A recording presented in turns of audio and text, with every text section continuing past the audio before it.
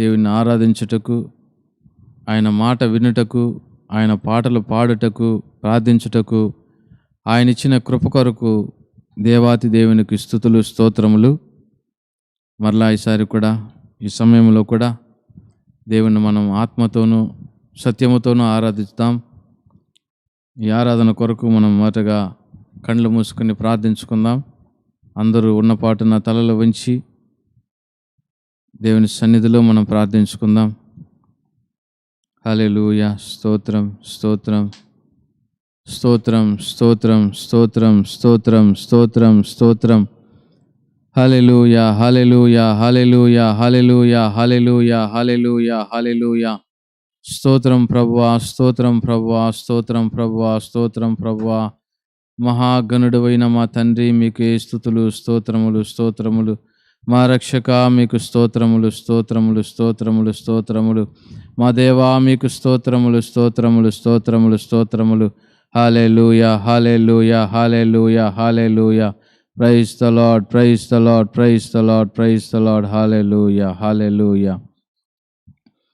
నిన్న నేడు నిరంతరం ఏకరీతిగున్న మా తండ్రి, మీకు స్తోత్రాలు ప్రభువా. మా రాజా, మా ప్రభువా, మా తండ్రి, మా రక్షక, మీకే స్తుతులు స్తోత్రాలు ప్రభువా. ఈ సాయంకాల సమయంలో కూడా ప్రభువా, మరలా మీ సన్నిధిలో చిన్న మందగా మమ్మల్ని చేర్చినందుకు మీకు వేలాది వందనాలు ప్రభువా. స్తుతులు స్తోత్రాలు ప్రభువా.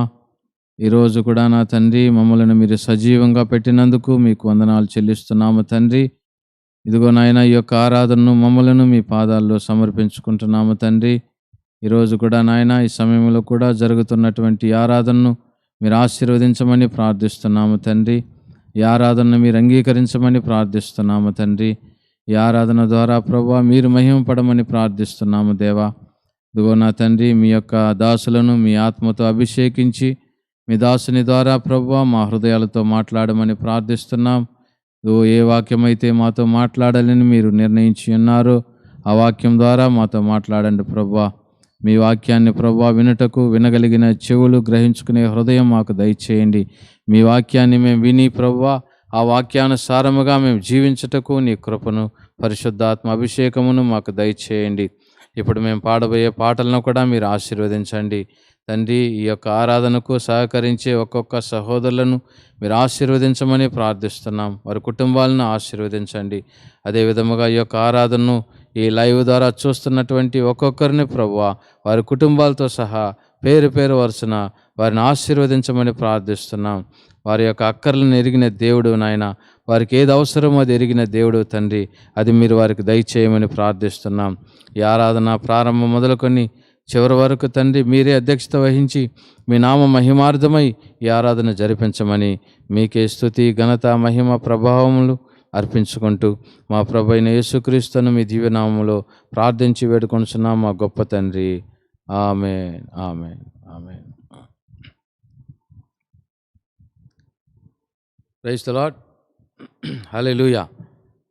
దేవునికి స్తోత్రం. మరి ఈ సమయంలో స్తోత్రం చెల్లింతుము, స్తుతి స్తోత్రం చెల్లింతం అనే పాట పాడి దేవుని యొక్క నామాన్ని మహిమపరచుకుందాం.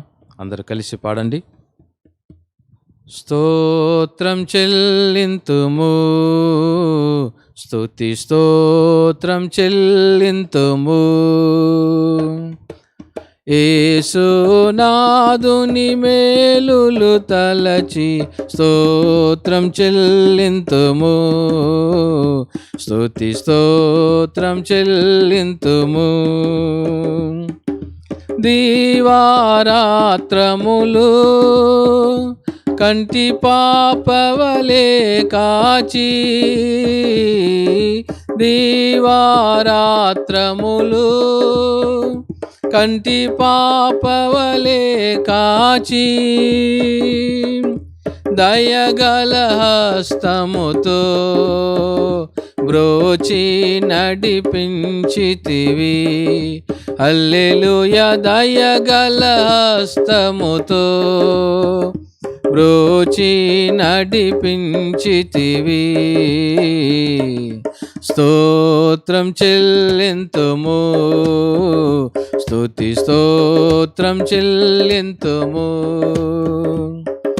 యేసునాథుని మేలులు తలంచి స్తోత్రం చెల్లింతుము, స్తుతి స్తోత్రం చెల్లింతుము. గాఢంధకారములో కన్నీటిలో ఎలలో, గాఢంధకారములో కన్నీటిలో ఎలలో, కృషించిపోనీయక కృపలతో బలపరచితివి. హల్లెలూయా. కృషించిపోనీయక కృపలతో బలపరచితివి. స్తోత్రం చెల్లింతుము, స్తుతి స్తోత్రం చెల్లింతుము. యేసునాథుని మేలులు తలంచి స్తోత్రం చెల్లింతుము, స్తుతి స్తోత్రం చెల్లింతుము. సజీవయాగముగా మా శరీరము సమర్పించి, సజీవయాగముగా మా శరీరము సమర్పించి, సంపూర్ణ సిద్ధినందా శుద్ధాత్మను నొసగితివి. హల్లెలూయా. సంపూర్ణ సిద్ధినందా శుద్ధాత్మను నొసగితివి. స్తోత్రం చెల్లింతుము, స్తుతి స్తోత్రం చెల్లింతుము. యేసునాథుని మేలులు తలంచి స్తోత్రం చెల్లింతుము, స్తుతి స్తోత్రం చెల్లింతుము. సియోను మార్గములో పలు శోధనలు రాగా, సియోను మార్గములో పలు శోధనలు రాగా, సాతాన్ని జయించుటకు విశ్వాసమునిచ్చితివి. హల్లెలూయా. సాతాన్ని జయించుటకు విశ్వాసమునిచ్చితివి. స్తోత్రం చెల్లింతుము, స్తుతి స్తోత్రం చెల్లింతుము. యేసునాథుని మేలులు తలంచి స్తోత్రం చెల్లింతుము, స్తుతి స్తోత్రం చెల్లింతుము. సిలువను మోసుకొని సువార్తను చేపట్టి, సిలువను మోసుకొని సువార్తను చేపట్టి, యేసుని వెంబడింప ఎంత భాగ్యమునిచ్చితివి. హల్లెలూయా. యేసుని వెంబడింప ఎంత భాగ్యమునిచ్చితివి. స్తోత్రం చెల్లింతుము, స్తుతి స్తోత్రం చెల్లింతుము. యేసునాథుని మేలులు తలంచి స్తోత్రం చెల్లింతుము, స్తుతి స్తోత్రం చెల్లింతుము. పాడెద హల్లెలూయా, మరణాతా హల్లెలూయా. పాడెద హల్లెలూయా, మరణాతా హల్లెలూయా. సదా పాడెద హల్లెలూయా, ప్రభు యేసుకే హల్లెలూయా. సదా పాడెద హల్లెలూయా, ప్రభు యేసుకే హల్లెలూయా. స్తోత్రం చెల్లింతుము, స్తుతి స్తోత్రం చెల్లింతుము.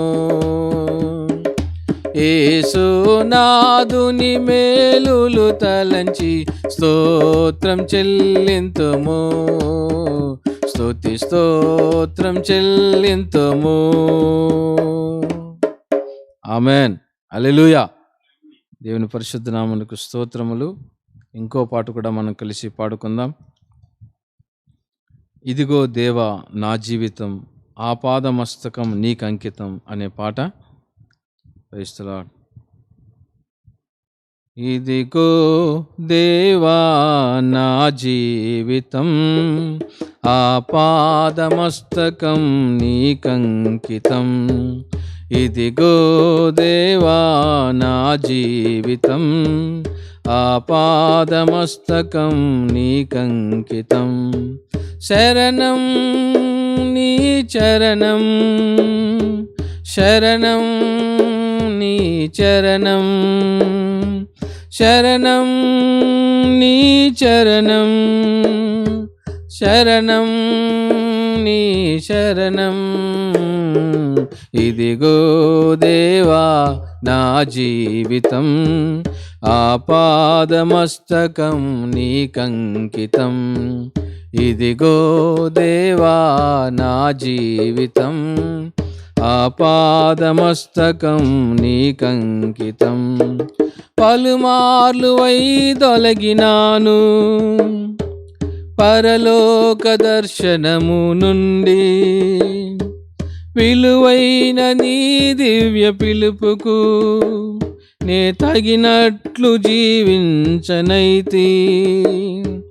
పలుమార్లు వైదొలగినాను పరలోక దర్శనము నుండి, విలువైన నీ దివ్య పిలుపుకు నే తగినట్లు జీవించనైతి. అయినా నీ ప్రేమతో నన్ను దరి చేర్చినావు, అందుకే గైకొనుము దేవా ఈ నా శేష జీవితం. శరణం నీ చరణం, శరణం నీ చరణం, శరణం నీ చరణం, శరణం నీ చరణం. ఇదిగో దేవా నా జీవితం, ఆపాదమస్తకం నీకంకితం. ఇదిగో దేవా నా జీవితం, ఆపాదమస్తకం నీకంకితం. నీ పాదముల చెంత చేరి నీ చిత్తంబునే నెరుగ నేర్పు, నీ హృదయ భారంబునొసగి ప్రార్థించి పని చేయనిమ్ము. నీ పాదముల చెంత చేరి నీ చిత్తంబునే నెరుగ నేర్పు, నీ హృదయ భారంబునొసగి ప్రార్థించి పని చేయనిమ్ము. ఆగిపోక సాగిపోవు ప్రియసుతునిగా పని చేయనిమ్ము. ప్రతి చోట నీ సాక్షిగా ప్రభువా నన్నుండనిమ్ము. శరణం నీ చరణం, శరణం నీ చరణం, శరణం నీ చరణం, శరణం నీ చరణం. ఇదిగో దేవా నా జీవితం, ఆపాదమస్తకం నీకంకితం. ఇదిగో దేవా నా జీవితం, ఆపాదమస్తకం నీకంకితం. విస్తార పంట పొలము నుండి కష్టించి పని చేయ నేర్పు, కన్నీటితో విత్తు మనసు, కలకాలం మరి నాకు నొసగు. విస్తార పంట పొలము నుండి కష్టించి పని చేయ నేర్పు, కన్నీటితో విత్తు మనసు, కలకాలం మరి నాకు నొసగు. క్షేమ కాలమైనా నిన్ను గణపరచనీయము, నశించు ఆత్మలను నీ దరిచేర్చ కృపణీయము.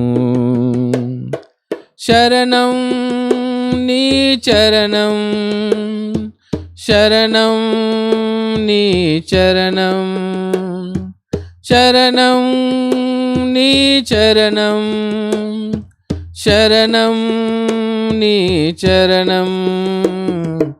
ఇదిగో దేవా నా జీవితం, ఆపాదమస్తకం నీకంకితం.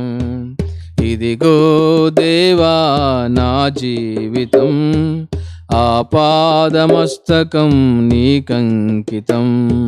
శరణం నీ శరణం, శరణం నీ శరణం, శరణం నీ చరణం, శరణం నీ చరణం. ఆమేన్. హల్లెలూయా. దేవుని యొక్క పరిశుద్ధ నామమునకు స్తోత్రములు. ఈ మంచి సమయాన్ని కూడా దేవుడు మనకు అనుగ్రహించినందుకు ఆయనకు స్తుతులు స్తోత్రాలు. ఈ మంచి సమయాన్ని మన యొక్క దైవదాసుని చేతుల్లోనికి మనం అప్పగించుకుందాం. దేవుడు మిమ్మల్ని అందరినీ దీవించునుగాక. ఆమేన్.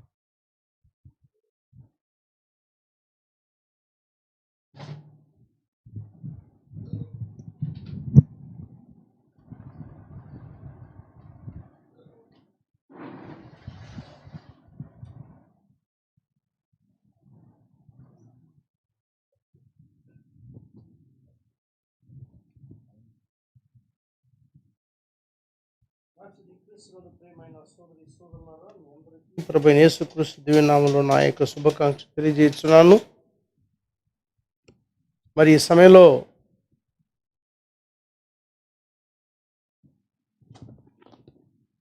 అనేక స్థలాల్లో నుండి దేవుని యొక్క వాక్యాన్ని వినుటకు సిద్ధంగా ఉన్న దేవుని బిడ్డలందరికీ శుభములు కలిగిన గాక.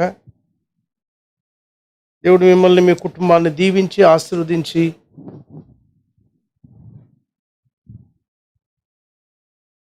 ఈ వాక్యం వినుట ద్వారా దేవుడు మిమ్మల్ని ఆశీర్వదించి నడిపించను గాక. ఈ యొక్క రాత్రి సమయంలో పిల్లల కొద్దిసేపు దేవుని వాక్యంలో నుండి వర్తమానము వాక్యానికి ఏ అనువాదం ఇస్తున్నది అన్న కార్యాన్ని, ప్రవచన వాక్యములు ఏమి సెలవిస్తున్నవి, పాత నిబంధనలో జరిగిన కార్యములు, ఇప్పుడు జరుగుతున్న కార్యములు, వీటిలన్నిటి కూడా మనము ప్యారలల్ స్టడీ అనగా రెండింటిని కూడా ఒక దీంట్లో మనం ఒక లైన్లో మనం చూడబోతున్నాం. అప్పుడు జరిగింది, ఇప్పుడు జరిగింది. అన్నిటికన్నా చాలా జాగ్రత్తగా ఉండాల్సిన ఒక సమయం ఇది. నేను అనుకుంటున్నాను ప్రవక్త గారు 1965 సంవత్సరం వెళ్ళిపోయారు. ఆయన వెళ్ళిపోయిన తర్వాత ఈ వర్తమానాలని దేవుడు ముందుగానే సిద్ధపరిచి వీటిలన్నిటిని సమకూర్చి పెట్టాడు మన కోసం. వెనకొస్తున్న జనాంగానికి అనగా మనకి, ఆయన యొక్క వధువుకి తన వాక్యాన్ని, తన వర్తమానాన్ని, వాక్య అనువాదాన్ని, the true interpretation of the word, వీటిలన్నిటి కూడా చక్కగా మరి ఆ రోజుల్లో మ్యాగ్నెటిక్ టేప్స్ అన్న మహాపెద్ద ఆ టేప్ రికార్డర్స్ లోపల చాలా క్లియర్గా వాటిల్ని ప్రతి చిన్న సౌండ్ కూడా రికార్డ్ అయ్యి వాటిని చక్కగా దేవుడు ఎత్తిపెట్టాడు, దాచిపెట్టాడు. కాబట్టి ఇవన్నీ కూడా మన నిమిత్తమే దేవుడు చేశాడు. డైరెక్ట్గా మనము ప్రవక్త స్వరాన్ని మనం వినాలని. ఈరోజు చాలామంది దేవుని యొక్క వర్తమానికుని నమ్మకుండా పోవచ్చు, కానీ యేసుక్రీస్తు వర్తమానాన్ని కూడా పరిసయ్యులు సదుకాయలు నమ్మలేదు. హేరోదు పిలాతు నమ్మలేదు. ఆయనతోనే ఉన్న శిష్యుడుగా ఉన్న యూదా ఇస్కరియోతు నమ్మలేదు. దాని గురించి దిగులేమి లేదు. ఎవరు నమ్మినా నమ్మకపోయినా ఆయన ముందు ఏర్పాట్లో ఉన్న మాత్రమే నమ్మారు. వాళ్ళ వాక్యాన్ని పాటించారు. ప్రభుత్వం ఉన్నారు, కానీ వాళ్ళకి అర్థమవ్వలేదు చాలా కార్యములు. పరిశుద్ధాత్మ వచ్చినప్పుడు వాళ్ళ యొక్క హృదయ నేత్రములు తెరవబడ్డాయి. దేవుని యొక్క వాక్య ప్రత్యక్షత దేవుడు వాళ్ళకి ఇచ్చాడు. ఆ రోజుకి కావాల్సిన కార్యములు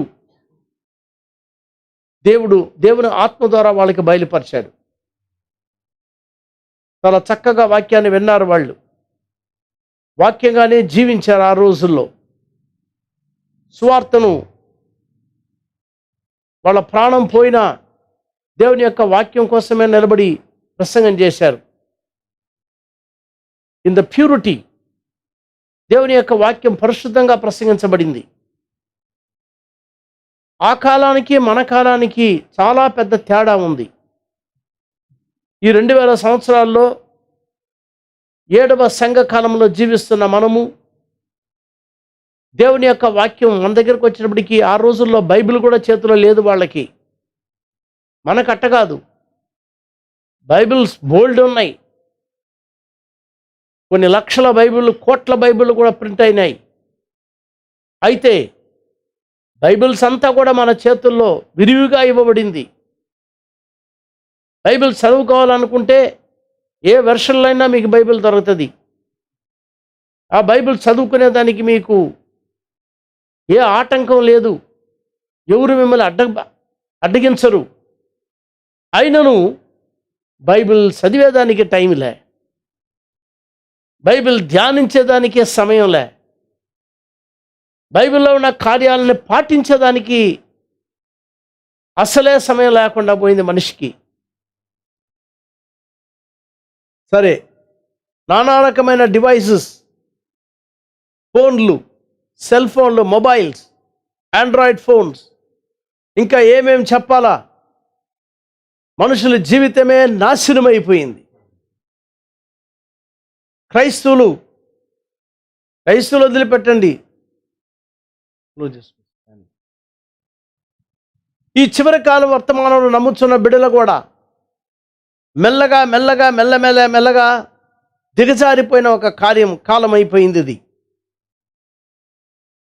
వాక్యం క్లియర్గా చెప్తుంది. సాధ్యమైతే ఏర్పరచబడు వారు సహితము. వాడు గొప్ప సూచక్రియలు చేస్తాడు, అవి చేస్తాడు, అన్నీ చేస్తాడు. అంత మాత్రం కాదు, అబద్ధ ప్రవక్తలు, అబద్ధ క్రీస్తులు, అబద్ధ ప్రవక్తలు అన్నాడు దేవుడు. ప్రవచన వాక్యంగా చెప్పాడు. నోహ దినముల వలె ఉంటుందని చెప్పాడు.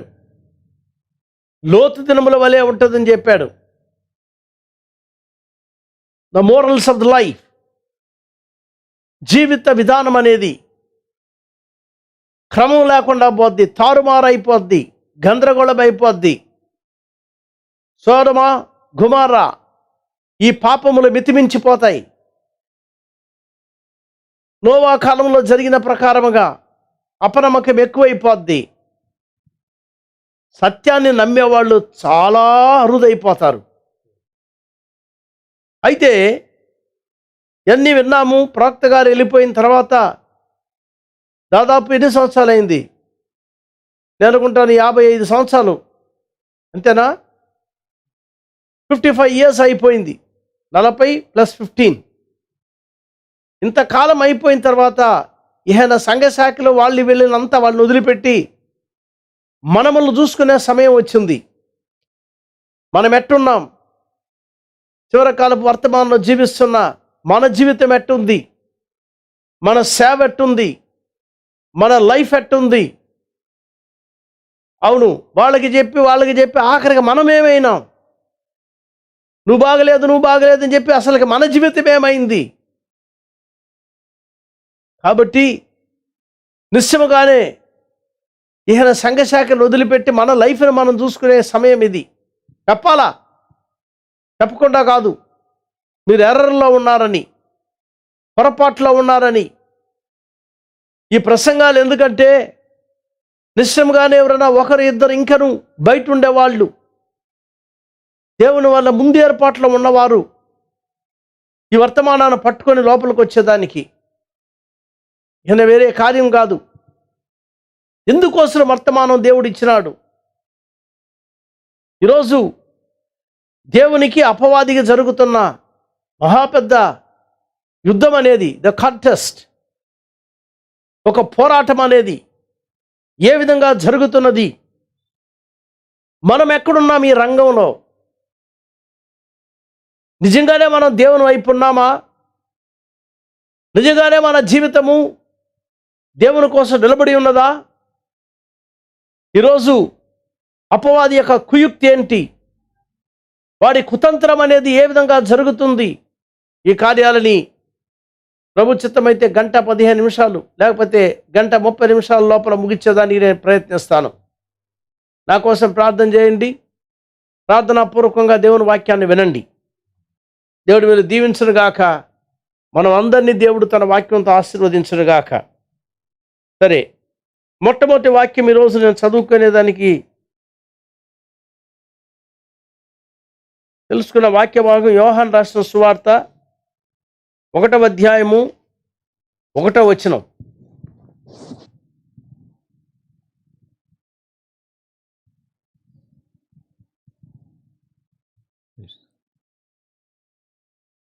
ఆదియందు వాక్యం ఉండెను, వాక్యము దేవుని యొద్ద ఉండెను, వాక్యము దేవుడై ఉండెను. మళ్ళా చదువుదాం.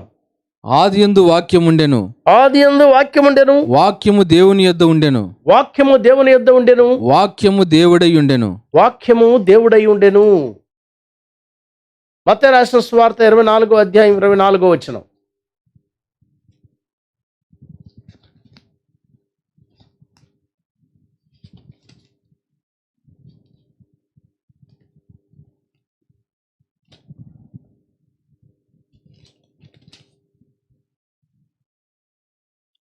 అబద్ధపు క్రీస్తులను అబద్ధపు ప్రవక్తలను వచ్చి, గమనించండి, అబద్ధపు క్రీస్తులను అబద్ధపు ప్రవక్తలను వచ్చి సాధ్యమైతే ఏర్పరచబడిన వారి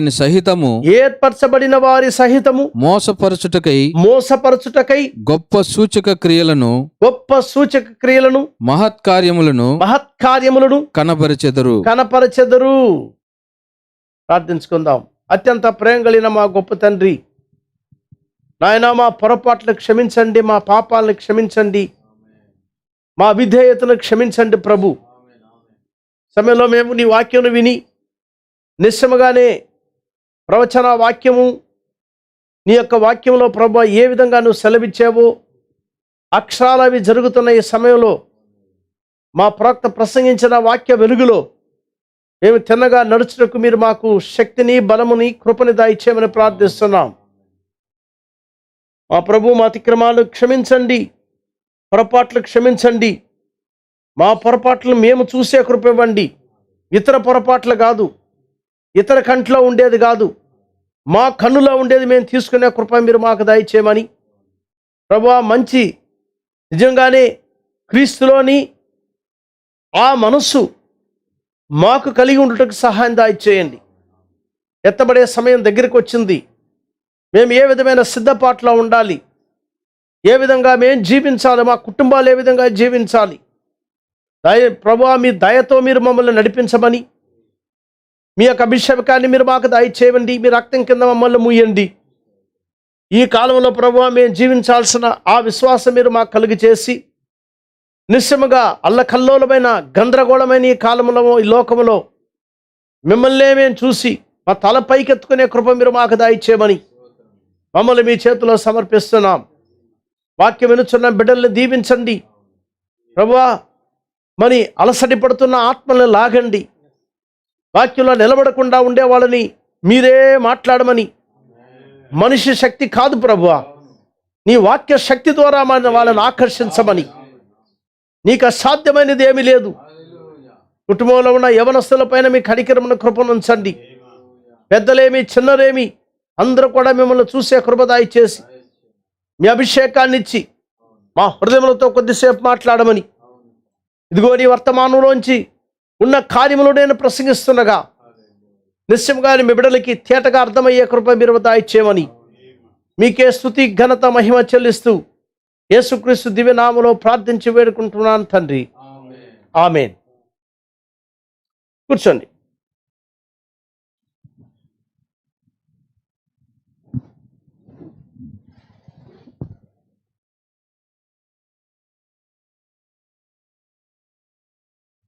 మంచిది ప్రియులారా,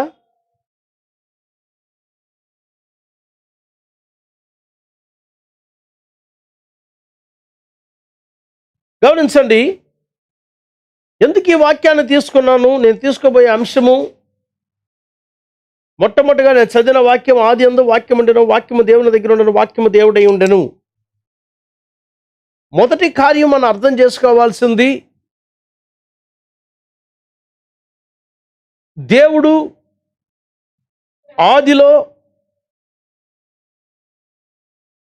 ఏ కార్యాన్ని కూడా చేసేదానికి మునుపు, సృష్టించేదానికి మునుపు ఒంటరిగా ఉన్న ఆ సమయంలో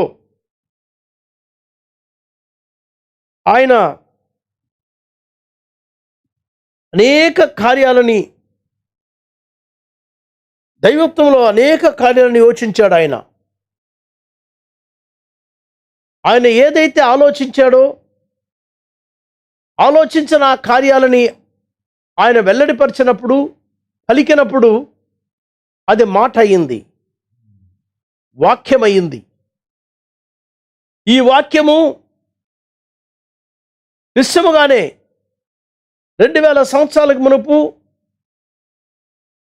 ఈ యొక్క యోహాను ఈ వాక్యాన్ని రాసేటప్పుడు ఆదియందు వాక్యము, వాక్యము దేవుని దగ్గర, వాక్యము దేవుడై ఉండెను. ఆ వాక్యమే కృపా సత్య సంపూర్ణుడై మన మధ్యన నివాసము చేసెను అని రాశాడు. ది థాట్ ఆఫ్ గాడ్, దేవుని యొక్క తలంపు, దేవుని యొక్క ఆలోచన. కాబట్టి దేవుని యొక్క వాక్యము ఎక్కడి నుంచి వచ్చింది? ఆలోచనల నుంచి వచ్చింది. ఆయన మాట్లాడకుండా కానీ ఉన్నాడంటే ఎవరికీ తెలియదు ఆ వాక్యాన్ని గురించి. అది అట్నే ఆయనలోనే ఉండుంటుంది. అయితే ఆయన ఎప్పుడైతే దాన్ని వెల్లడిపరిచాడో, మాట్లాడినప్పుడు అది మాట అయింది.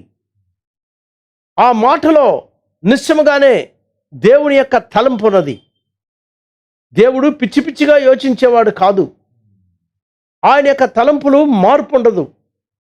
మనకైతే మనం ఒకటి ఆలోచించామనుకోండి, ఎన్నో సంవత్సరాలు అవుతుంది అది జరిగేదానికి. కొందరు చాలా కార్యాలను ఆలోచిస్తారు. ఉదాహరణకి పనికి పోయేదానికి మునిపే ఒక పిల్లాడు అనుకున్నాడు అనుకోండి, నేను ఒక మంచి ఇల్లు కట్టుకోవాలని. జరుగుతుంది. అది జరిగేదానికి దాదాపు 20-25 సంవత్సరాలు కూడా అవ్వచ్చు. దాని తర్వాత వాడికి ఒక మంచి పని వచ్చి డబ్బు చేర్చుకొని లోన్ వేసి మెల్లమెల్లగా కట్టుకుంటాడు. అయితే దేవుని యొక్క కార్యం అట్ట కాదు. ఆయన యోచించిన తర్వాత, ఆలోచించినప్పుడు ఎంతో కాలము ఆయన వెయిట్ చేయాలా అన్న కార్యం లేదు ఆయనకి.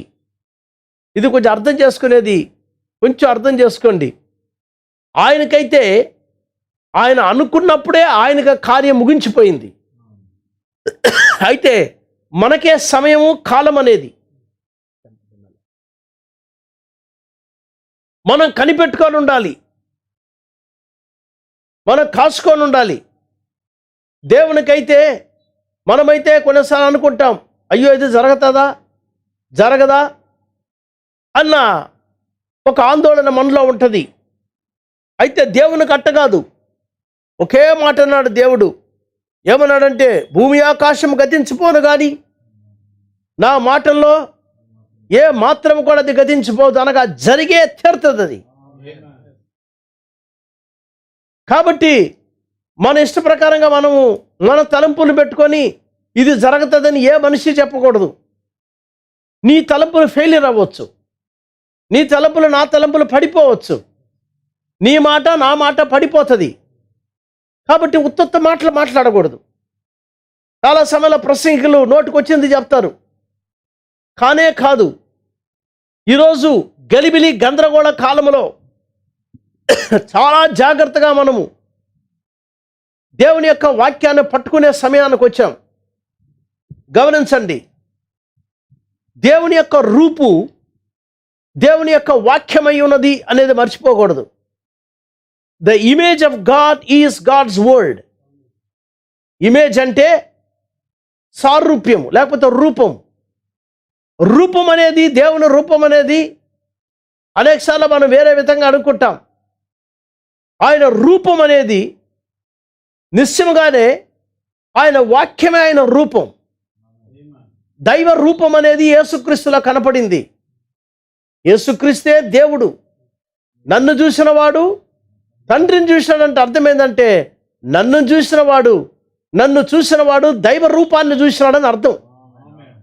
The image of God, he is the invisible, he is the image of the invisible God. కొలొస్సీయులకు రాసిన పత్రిక 1వ అధ్యాయం తీసుకోండి. దాంట్లో యొక్క అమూల్యమైన వాక్యం అనేది ఒకటి ఉంది. తత్వవాదులు ఎంత జగడాలేసినా ఎంత చేసినా ఈ యొక్క వాక్యాన్ని కొంచెం చూసి కళ్ళు తెరుచుకుంటే మేలు, కళ్ళు మూసుకుంటే వాళ్ళ ఇష్టం. మనం ఏం చేయలేం.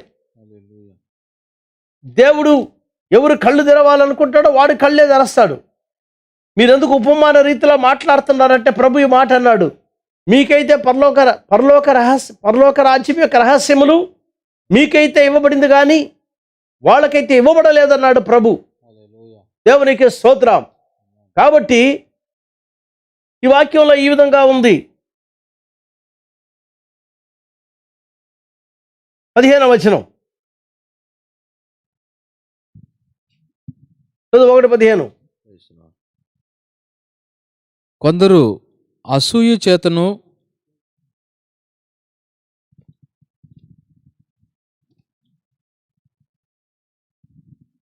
ఆయన అదృశ్య దేవుని స్వరూపి అయి, అదృశ్యము కనపడని దేవుడు స్వరూపి అయి, అదృశ్య దేవుని స్వరూపి అయి సర్వ సృష్టికి ఆది సంభూతుడై ఉన్నాడు. క్లియర్గా ఉంది. కనపడని దేవుని యొక్క, అదృశ్య దేవుని యొక్క కరెక్ట్గా చదువు. ఆయన అదృశ్య దేవుని స్వరూపి అయి, అదృశ్య దేవుని యొక్క స్వరూపం ఆయన. Image of the invisible God. హల్లెలూయా. కనపడని దేవుని యొక్క స్వరూపము. ఈయనే శరీరధారి అయినప్పుడు, మాంసంలో వచ్చినప్పుడు, లేకపోతే శరీరం అయినప్పుడు, మాంసం అంటే అది సరిగా ఉండదు. ఫ్లెష్ అనేది మాంసం అనేది ఒకటే. నన్ను కరెక్ట్ చేశారు ఒకరు, నువ్వు మాంసం అన్నబాకా అని. ఇంగ్లీష్లో ఫ్లెష్ అని ఉంది. ఫ్లెష్ అంటే ఏంటి? శరీరం. ఓకే, మనసు మార్చుకుంటాంలే.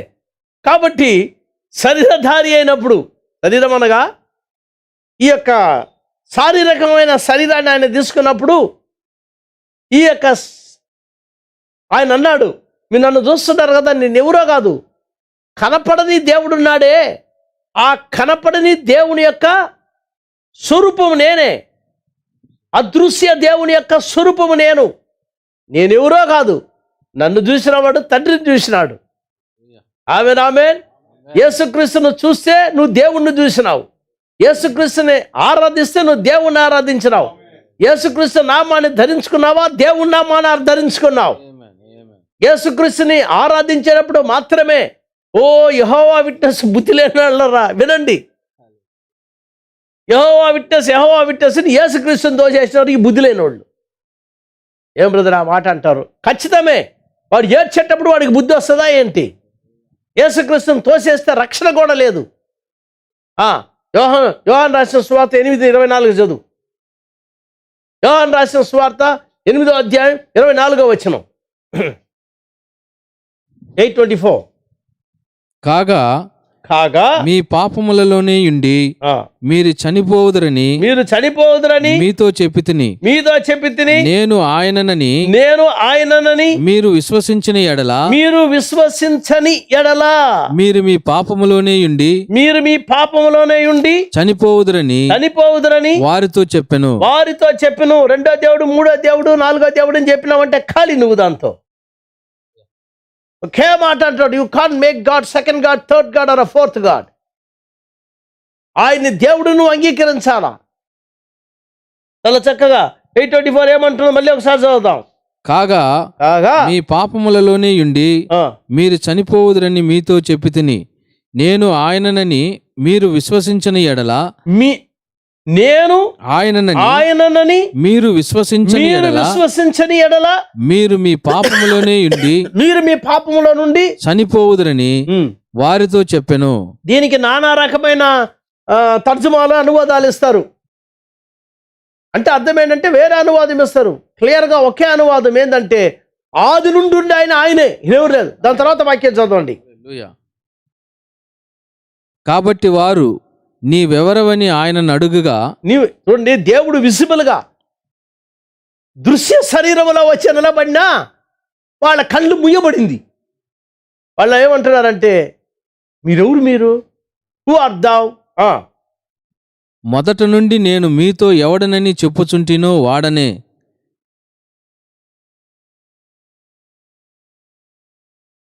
మొదట నుండి నేను మీతో ఎవడనని చెప్పుచుంటినో వాడనే. From the beginning. ఈయన ఎవరో కాదు, ఈయన వాక్యము శరీరధారి అయింది. ఆది నుండి ఆయనే వాక్యము శరీరధారి అయింది. అనగా క్రీస్తు వాక్యము, వాక్యము దేవుడు. క్రీస్తు ఎవరో కాదు, క్రీస్తు వాక్యం, వాక్యము దేవుడు. ఇప్పుడు వ్యాజ్యం అనేది ప్రారంభమైంది. దేవుడు తన యొక్క తలంపుల్లో ఉన్న కార్యాలను చేసేదానికి ద స్టోరీ ఆఫ్ రిడెంప్షన్ అనగా విమోచన కథ ఆయన అప్పుడే ప్రారంభించి తన మనసులో పెట్టుకున్నాడు. ఆ కథని, ఈ విమోచన ఏ విధంగా జరగాల, ఈ విమోచన కార్యము, ఈ విమోచన కథ జరిగేటప్పుడు దైవత్వంలో ఉన్న కార్యాలని బయలుపరచాలని, తనలో ఉన్న గొప్ప కార్యాలు బయటికి తీసుకురావాలి, ఆయనలో ఉన్న గుణ లక్షణాలను బయటికి తీసుకురావాలి. The attributes of God. వీటిలన్నిటి ఆయన తీసుకురావాలంటే దానికి ఒక స్టోరీ ఒకటి కావాలి. ఆ కథలోనే మీరు నేను కూడా ఇముడ్చబడి ఉన్నాం. మన కార్యాలని మనము ఖచ్చితంగా ఆ సమయంలో మనం చేయాలి. You have to act your part. దాన్ని తెలుగులో చెప్పాలంటే మీ కార్యాన్ని మీరు నటించాలంటే అది బాగుండదు, అయితే ఇంగ్లీష్లో బాగుంది. అది నీ పాత్ర నీవు చెయ్యాలా. నీ పాత్ర నువ్వేం చేయాలంటే you have to act your part. Comfortable throat is affecting.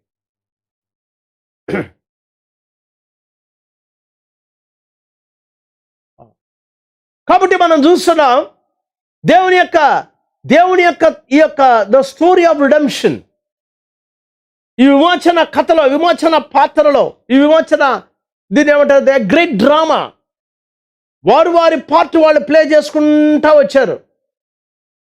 అవును, ఆ ప్రకారమే మన కాలం వచ్చేటప్పటికి మన కాలంలో ఏమేమి జరుగుతుంది అన్న కార్యాలన్నీ కూడా మీకంతా తెలిసిందే. వర్తమానం తెలిసిన వాళ్ళకి నేను ఆఖరిలోకి వచ్చేటప్పటికి దేవుని కృపను బట్టి వాటిలన్నిటి కట్టి తీసుకొని వస్తాను.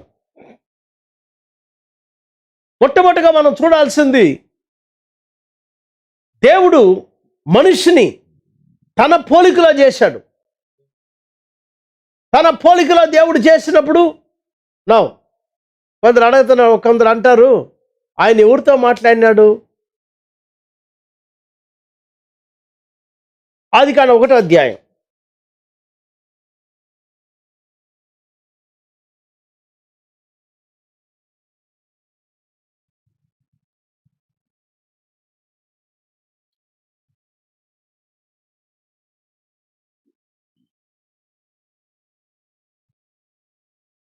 ఒకటో అధ్యాయంలో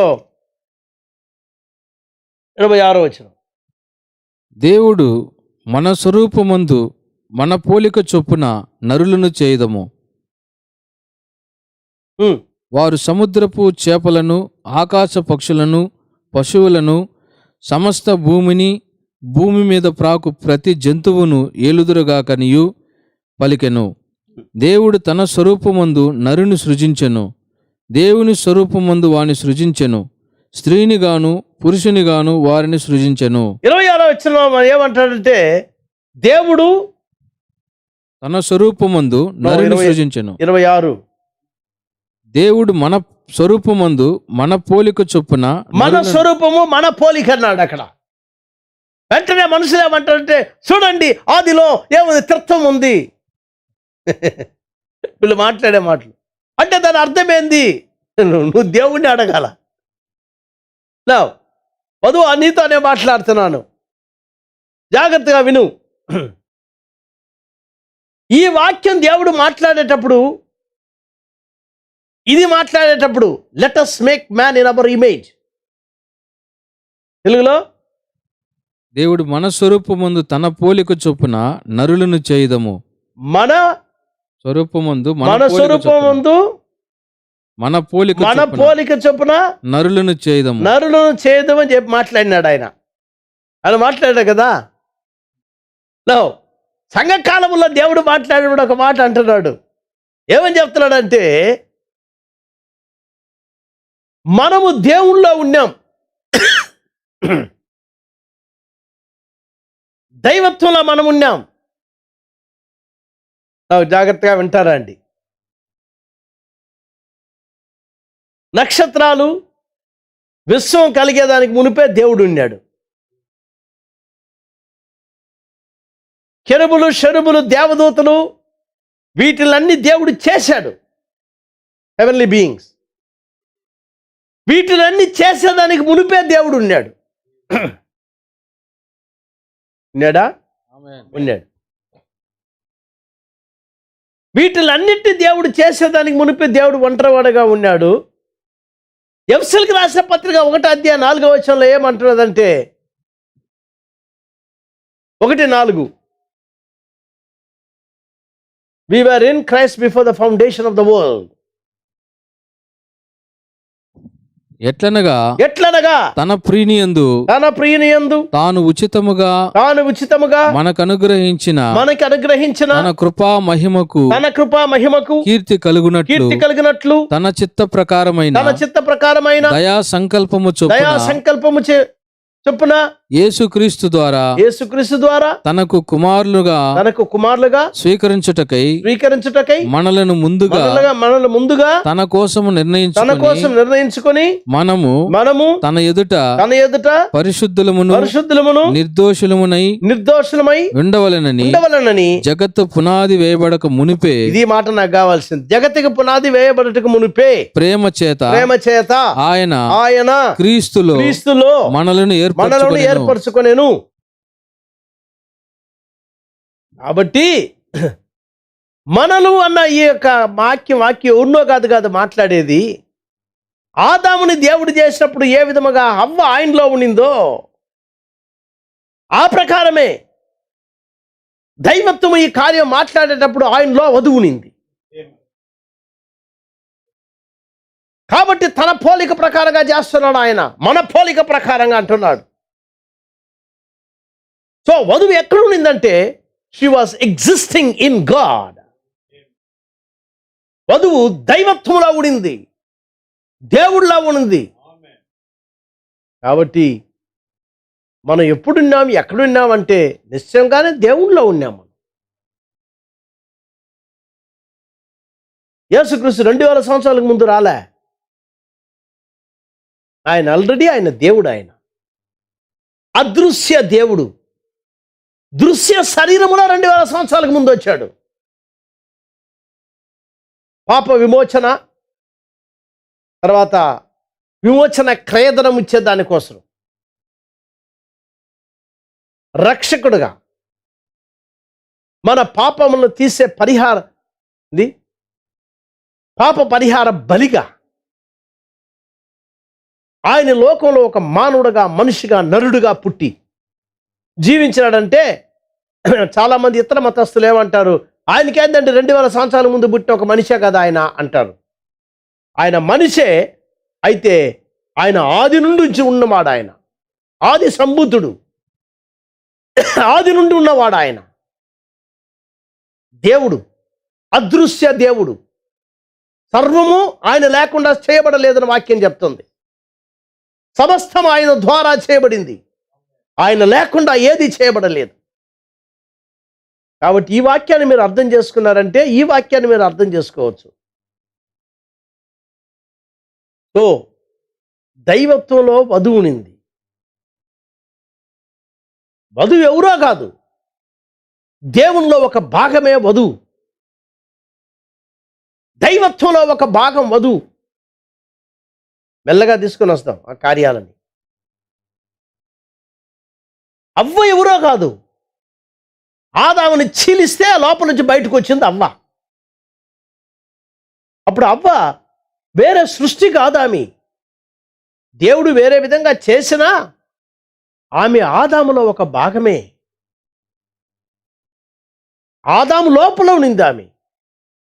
ఆదాముని చీల్చి లోపల నుంచి అవ్వని తీసుకుని వచ్చినాడు. క్రీస్తుని చీల్చినప్పుడు వధువు బయటికి వచ్చింది. క్రీస్తు కొట్టబడినప్పుడు, అదృశ్య రూపులో ఆయన ఉన్నప్పుడు, దేవుడు అదృశ్యంగా ఉన్నప్పుడు, అప్పుడే వధువు ఆయనలో ఉండింది. అదృశ్య రూపి అయిన దేవుడు దృశ్య రూపానికి వచ్చినప్పుడు ఆదిలో ఉన్న వధువు ఇంకా ఆయనలోనే ఉంది. కాబట్టి మన ప్రవక్త గారు విపులించేటప్పుడు ఈ మాట అన్నాడు, ఆయనలో మనం ఉన్నాం. ఆయన సిలువుకు పోయేటప్పుడు ఆయనతో పాటు మనం సిలువుకు పోయినాం. ఆయన సిలువులో కొట్టబడినప్పుడు మనం కూడా సిలువులో కొట్టబడ్డాం. ఆయన పునరుద్ధానుడై లేచినప్పుడు మనం కూడా ఆయనలో నుండి లేచాం. You are in Christ. వాక్యం చెప్తుంది, before the foundation of the world. ఈ భూమికి పునాది వేసేదానికి మునుపే దేవుడు అంటున్నాడు, let us make man in our image. మనిషిని ఏ విధంగా చేస్తామంటున్నాడు? మన స్వరూపమందు, మన పోలికలో మనం చేద్దాం అంటున్నాడు దేవుడు. అక్కడ ఇంకొక దేవుడితో మాట్లాడినాడని మనుషులు అంటారు, కానే కాదు. దాని తర్వాత మళ్ళీ అంటారు 27వ వచనంలో క్లియర్గా చెప్తున్నాడు చూడండి. దేవుడు తన స్వరూపమందు నరుని సృజించెను. దేవుని స్వరూపమందు వాని సృజించెను. స్త్రీని గాను పురుషుని గాను వారిని సృజించెను. కాబట్టి నరుని ఎట్ట చేస్తున్నాడంటే తన స్వరూపంలో చేస్తున్నాడు. ఆయన స్వరూపం ఎట్టుంది అని చూసినప్పుడు దేవుని యొక్క స్వరూపంలో అదృశ్యమైన ఈ దేవుని లోపల ఎట్టుందంటే పిల్లరా, ఆయన లోపల ఆయన వధువు ఉంది. అదే రూపులో తన కుమారుడైన ఆదాముని చేసినప్పుడు ఆదాము లోపలే ఎవరుంది? అవ్వ కూడా ఉంది. ఆదాము తిరిగినప్పుడు అవ్వ లోపల తిరిగింది. యేసుక్రీస్తు తిరిగినప్పుడు వధువు లోపల తిరిగింది. ఆదాముకి గాఢ నిద్ర కలిగజేసి ఆయన పక్కన దేవుడు కోసి లోపల నుంచి అవ్వను తీశాడు. అదే ప్రకారంగా గాఢ నిద్ర అనగా యేసుక్రీస్తు సిలువ పైన మరణించినప్పుడు గాఢ నిద్ర, ఆ పక్కలో ఆ బల్లిముని పెట్టి పొడిచినప్పుడు పిల్లల లోపల నుంచి రక్తము నీళ్లు బయటకు వచ్చినాయి. అవును, లోపల నుంచి బయటకు వచ్చింది ఎవరు? జీవం కలిగిన దేవుడు నిశ్చయముగానే ఈ సిలువ రక్తము ద్వారానే మనల్ని కాపాడాడు. ఈ సిలువ రక్తం ద్వారానే మన పాపము కడగబడింది. సిలువ రక్తము ద్వారానే మనము రక్షింపబడ్డాం. దేవునికి స్తోత్రం. కాబట్టి నిశ్చయముగానే ఒక మనిషి మారు మనసు పొంది తన పాపములు దేవుని దగ్గర ఒప్పుకొని నెక్స్ట్ థింగ్ తర్వాత చేయాల్సింది యేసుక్రీస్తు నామములో బాప్తిజం పొందకపోయినాడంటే పరిశుద్ధాత్మ రాడా మనిషి దగ్గరికి. అవును, కాబట్టి మనం ఇక్కడ చూస్తున్నాం ప్రియులారా, ఎప్పుడైతే మానవుడు లోకంలోకి వచ్చి దేవుడు మన లోకంలో పెట్టిన తర్వాత మానవుడిని తన రూపులో దేవుడు చేశాడు కదా, in the image of God. దేవుని యొక్క స్వరూపంలో, దేవుని యొక్క ఇమేజ్లో వాడు లోకమంతా తిరిగినాడు, చాలా చక్కగా ఉన్నాడు.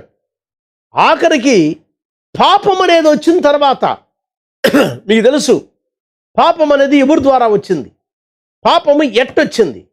పాపం అంటే చాలా సమయంలో మనుషులు ఏమనుకుంటారు, చెడు కార్యాలు చేసేది అవి ఇవి అనుకుంటారు. అవన్నీ పాపాన్ని మనం చెప్తాం. అయితే పాపానికి మూల కారణం ఏంటంటే వాక్యము పైన పెట్టి అపనమ్మకమే ఆ యొక్క పాప క్రియల యొక్క మూల కారణం అది. అనగా చాలా చక్కగా నాడు ప్రవక్త గారు, పాపం అంటే ఏంటో కాదు, అపనమ్మకమే పాపం. దేవుని వాక్యము పైన పెట్టి అపనమ్మకమే పాపం అన్నాడు. Unbelief in the word of God is sin. దేవుని వాక్యము పైన పెట్టి అపనమ్మకమే పాపం. దేవుని యొక్క వాక్యము పైన పెట్టి అపనమ్మకమే పాపం. కాబట్టి చాలా జాగ్రత్తగా ఉండాలి. పాపం అంటే ఏంటో కాదు, పాపం అంటే దేవుని వాక్యము పైన పెట్టు అపనమ్మకము, అవిశ్వాసము. సో మూల పాపం అనేది, లేకపోతే మూల అబద్ధాన్ని తీసుకొని చెప్పినాడు అపవాది. అపవాది అవ్వతో మాట్లాడలేడు డైరెక్ట్గా. కాబట్టి అపవాది ఒక ఆత్మ, సాతానుడు ఒక ఆత్మ. ఈ ఆత్మ ఈ స్త్రీతో మాట్లాడాలంటే వాడికి ఒక మీడియా కావాలా. కాబట్టే వాడు ఎతికి పట్టాడు. ఎవరు మాట్లాడగలరు? ఏ జంతువు మాట్లాడగలదు మనిషి భాషని? ఏ జంతువు అర్థం చేసుకోగలదు మనిషి భాషని? సర్పం మాట్లాడగలదు. సర్పానికి కాళ్ళున్నాయి, చేతులున్నాయని ప్రవక్త అన్నాడు. ఏదైనా తోటలో జరిగిన కార్యాలని ప్రవక్త విలియం బ్రన్హాం గారు ఖచ్చితంగానే చూశాడు. ఏ విధముగా మోషే చూశాడో మన కాలపు యొక్క చివరి కాలపు ప్రవక్త కూడా అక్కడ జరిగిన కార్యాలు చూశాడు ఆయన. కాబట్టి ఆయన అన్నాడు, అవ్వని గురించి మాట్లాడినప్పుడు బహు అందగత్యం చెప్పినాడు. ఈ బుద్ధి లేని సైంటిస్టులు కోచి మాదిరి పెట్టారు, అవ్వని సింపంజి మూతి వేసి పెట్టారు. మన ప్రవక్త గారు అన్నాడు, ఆమె మర్లిన్ మన్రో మాదిరి ఉండింది. అంత బ్యూటిఫుల్ అయినా, అంత చక్కని ఒక స్వరూపము, ఆమె యొక్క కట్స్ కానీ అంతా కూడా ఆయన చెప్పినాడు, అంత అందగత్యామన్నాడు. అదేందండి, నువ్వు పరలోకం వస్తే చూస్తావు, రాకపోతే రావు, నువ్వు చూడు. నేను చూస్తాను ఆమెని. ఏమైతే మేము అవతల గట్టుకు పోతాం కాబట్టి మేము చూస్తాం ఆమెని. నువ్వు నమ్ము కాబట్టి నువ్వు అపనమ్ముతా ఉంటే నువ్వు రావు, నువ్వు చూడవు ఆమెని. ఆమె ఎంత అందంగా ఉండిందని అవతల గట్టుకు పోతే తెలుస్తుంది. ఆమె ఆదాం పక్కన నిలబడుకుంటున్నప్పుడు ఇంత అందమైన ఈ స్త్రీ మొట్టమొదట వార్ స్టార్ట్ అవుతుంది చూడండి. వార్ ఆల్రెడీ పరలోకంలో స్టార్ట్ అయింది. ఇప్పుడు భూమి పైన జరిగే ఈ యొక్క యుద్ధాన్ని చూస్తాం.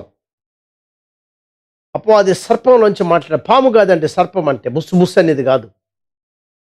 ఈ సినిమాల్లో దాంట్లో చూపిస్తారు, ఏమని చెట్టు పైన ఒక సర్పం పాము అనేది చుట్టుకొని ఉండి ఆపిల్ పండు తీసుకొని వచ్చి అవ్వ దగ్గర వేస్తాను.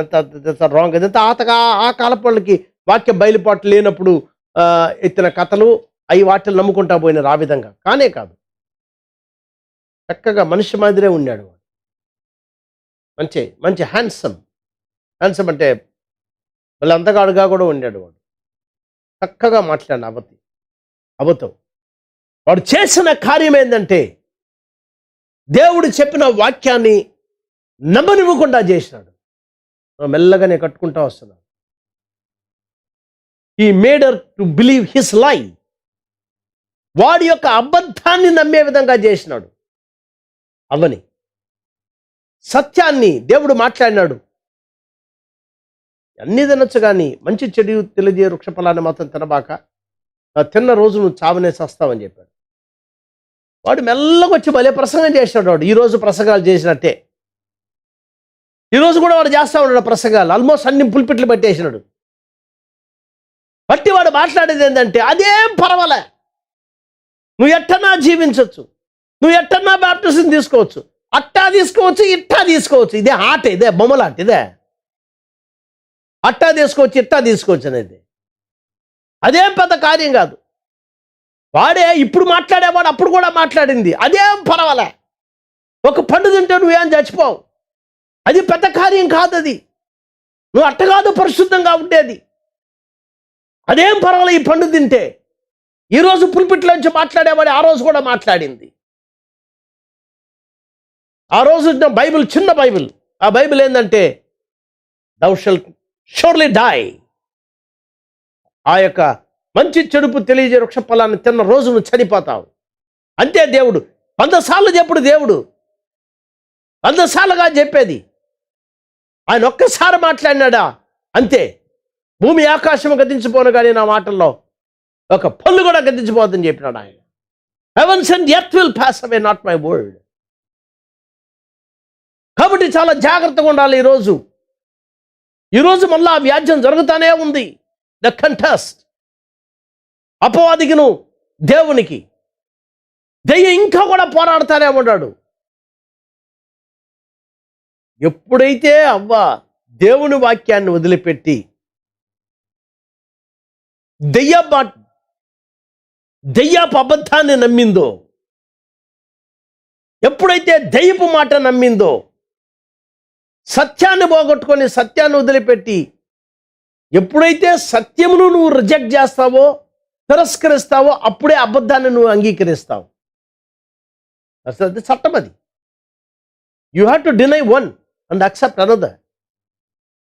సత్యాన్ని పోగొట్టుకునింది, సత్యాన్ని తిరస్కరించింది, అబద్ధాన్ని అంగీకరించింది. ప్రతి మానవుడు కూడా అంతే. ఒక అబద్ధాన్ని నువ్వు నమ్మాలంటే సత్యాన్ని నువ్వు తిరస్కరించాలా. సంఘము కూడా అంతే. సత్యాన్ని ఎప్పుడైతే తోసివేస్తుందో అబద్ధాన్ని అంగీకరిస్తుంది. జాగ్రత్తగా రండి. అవ్వ సత్యాన్ని పోగొట్టుకునింది. ఎందుకు పోగొట్టుకునింది? పోగొట్టుకునే విధంగా ప్రసంగం చేశాడు వాడు. అదేం పర్వాలే, ఎట్టన్నా నువ్వు జుట్టు కత్తిరించుకున్నా పర్వాలే, జుట్టు పెట్టుకున్నా పర్వాలే, అదేం పర్వాలే. తండ్రి కుమార పరిశుద్ధాత్మల బాప్టిజం తీసుకోవచ్చు, అదేం పర్వాలే. నువ్వు ఏమన్నా చేయొచ్చు, పర్వాలే, అదేం పర్వాలే. ఈరోజు సంఘాలు చెప్పుకుంటా ఉన్నాయి, అదేం పర్వాలే. ఆడవాళ్ళు ప్యాంట్లు వేసుకోవచ్చు, అదేం పర్వాలే. ఎట్టన్నా వేసుకోవచ్చు, అదేం పర్వాలే.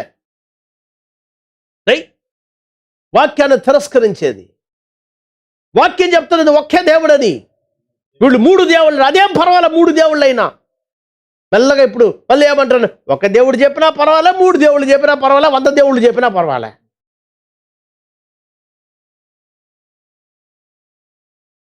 రండి, స్టాండ్కి రండి. We have to come to the stand. నువ్వు నిలబడే ఒక స్థలానికి రావాలా. ఖచ్చితంగా నిలబడాలి. దిస్ ద ట్రూత్, ఇదే సత్యం, ఇది నిలబడతాను నేనని. ఊరికే నై కూకి అనే దానికి ఇలా. ఇక్కడ నోవా కాలంలో దేవుడు సత్యాన్ని ఇచ్చినాడు. ఎంతమంది నమ్మినారు? అయితే దేవుడు చెప్పలేదా నోవా దినంలో జరిగిన ప్రకారం అని? ఆయన ప్రసంగం చేసే సత్యవాక్యాన్ని నమ్మేవాళ్ళు ఎంతమంది ఉన్నారు ఆ రోజుల్లో? లోకమంతా తిరస్కరించింది సత్యాన్ని. సత్యమును తిరస్కరించిన తర్వాతనే అపవాది యొక్క అబద్ధాన్ని నమ్మినారు వాళ్ళు కూడా. వాళ్ళేమన్నారు, అదేం పర్వాలేదండి, ఎట్టన్నా పెళ్లి చేసుకోవచ్చు, అదేం పర్వాలే, ఎట్ట జీవించినా పర్వాలే. దేవునికి విసుగు పుట్టించే జీవితం జీవించినారు వాళ్ళు. గాడ్ రిపెంటెడ్, మనస్తాపడ్డాడంట ఆయన. మనిషిని ఎందుకు నేను చేశానని. దేవుడే విసిగిపోయేంత వరకు ఆయన మనసు కలవరపడిందంటే ఈ మానవుడు ఎన్ని పాపాలు చేసి ఉండాలి. వీళ్ళు ఎంత భయంకరమైన పాపం చేసి ఉంటే దేవుని యొక్క మనసు నలిగిపోయి ఉంటుంది, ఆయన మనసు విసిగిపోయి ఉంటుంది. ఈరోజు సంఘాన్ని చూస్తున్నాం, ఎట్ట జీవిస్తున్నారు, ఎట్టుండారని. పాపాన్ని గురించి మాట్లాడే నాదులు చాలా తగ్గిపోయినారు పాస్టర్లు. ఏమంటే ఈయన వాళ్ళ గురించి, పాపాన్ని గురించి ఖండించి మాట్లాడారంటే ఆయన చేతులు అయితే ఎత్తేస్తారు. సంఘశాఖలు అన్ని, చాలా సంఘశాఖలు అంతే. లేకపోతే కమిటీ పోయి చెప్తుంది అక్కడ, ఈయన మాకు పడలేదండి, ఎక్కువ ఖండిస్తున్నాడు ఈయన. ఇప్పుడు కావాల్సిన ప్రసంగాలు ఏంటంటే, మీకు మంచి ఆస్తి ఉండాలా, దేవుడి మిమ్మల్ని దీవించాలా, మీకు ఎక్కువ డబ్బులు ఉండాలా, మీరు ప్రాస్పరిటీ, సమాధానం, సంతోషం, తాగినా సమాధానం, నువ్వు వ్యభిచారం చేసే సమాధానం, దేవుడు నిన్ను దీవిస్తాడు. నువ్వు ఎంత చెడు జీవితం జీవించాలని దేవుడు దీవిస్తాడు. నిన్ను ఏమంటే దేవుడు ఆయన తాత ఆయన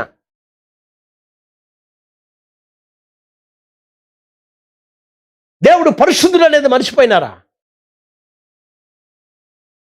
నువ్వు ఏం చేసినా దేవుడు దీవిస్తాడా? Lean not unto thine own understand. నీ సబుద్ధి పైన నువ్వు ఆధారపడపాలని వాక్యం చెప్పలేదా? Where is people? ఎక్కడున్నారు జనం? ఏ విధమైన ఆ నీతియుక్తమైన జనం ఎట్టబోయింది? ఎవరు నమ్మేదానికి లేకుండా పోయింది. You can't hardly trust nobody. అవును ప్రియులారా, ఎట్టంటే దేవుడు ఆశీర్వదించడు. నీ ఇష్ట ప్రకారంగా చేస్తే దేవుడు ఆశీర్వదించడు. చెడు జీవితం జీవిస్తాము దేవుడు నన్ను ఆశీర్వదిస్తాడంటే అది సంఘం చెప్పొచ్చు దేవుడు నిన్ను దీవిస్తాడని. దేవుడు చేయడు ఆ విధంగా. Is God. ఆయనకనే నీతి ఉంది. నీతియుక్తమైన జీవితం జీవించాలనేది దేవుడు ఆశపడే కార్యం. ఎంతమంటే వస్తుంది. ఎగాతెగ జీవిస్తే కాదు పైకి పోయేది, ఎట్టంటే జీవిస్తే కాదు పైకి పోయేది. దానికే ఈ చివరి కాలపు వర్తమానం, దానికే దేవుడు చివరి కాలపు ప్రవక్తని దేవుడు పంపించింది. అవును, దైవత్వం ఇది ఎందుకు తీసుకొని వచ్చినాడు? అప్పుడు అది యుద్ధం చేస్తానే ఉన్నాడు. ఆదిలోనే చేసేసినాడు. దేవుని యొక్క వాక్యాన్ని నమ్మనివ్వకుండా చేసి, ఎప్పుడైతే నమ్మనివ్వకుండా చేశాడో ఆ దైవంతో ఉన్న దేవునితో ఉన్న ఆ ఫెలోషిప్ అంటే అర్థమేంటారు? ఐక్యత. దేవునితో ఉన్న ఐక్యత పోయింది. దేవునితో ఉన్న ఫెలోషిప్ పోయింది. నిజంగా చెప్పాలనుకుంటే దేవుడు చేసేడే తన పోలికలో, తన స్వరూపములో, అంతేనా?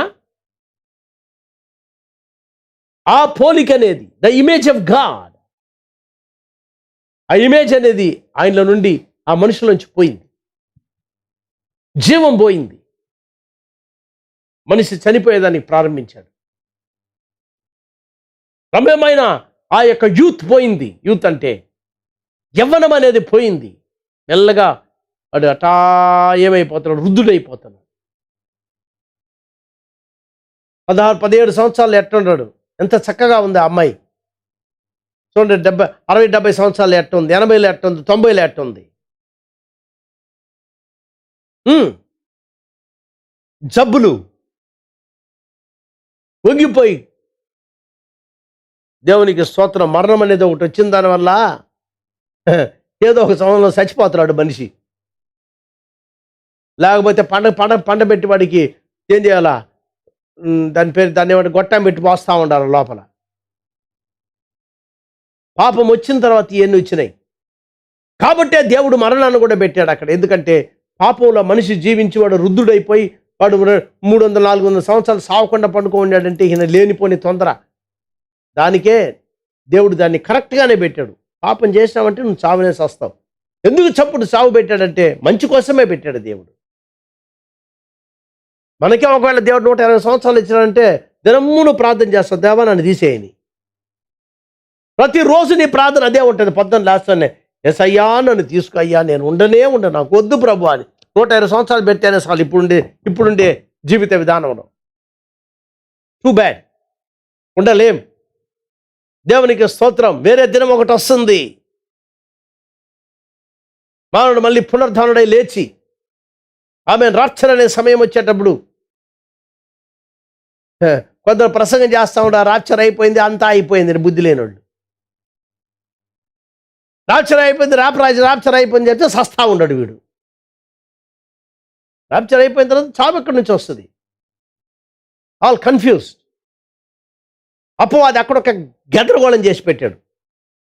ఒకరేమంటున్నారు, మేము 1000 ఏళ్ల పరిపాలన ఉండడం. ఎట్టుంటే 1000 ఏళ్ల పరిపాలన?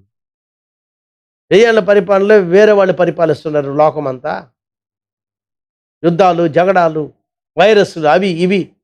మనం ఉండబోయే భూమిలో వైరస్ ఉండదు, మనం ఉండే భూమిలో బ్యాక్టీరియా ఉండదు, మనం ఉండబోయే భూమిలో, నూతన భూమిలో చావు అనేది లేదు. అక్కడ ఎంతో రమ్యంగా ఉంటుంది, ఎంతో బ్యూటిఫుల్గా ఉంటుంది. నేను కూడా డాక్టర్లకి పనే లేదు అక్కడ. అవును, కార్లు ఉండవు, సైన్స్ ఉండదు అక్కడ,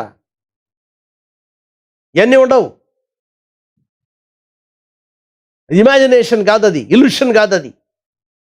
అంటే ఇమాజినేషన్ అంటే అర్థం ఏంటి? కల్పన కథ కాదు అది.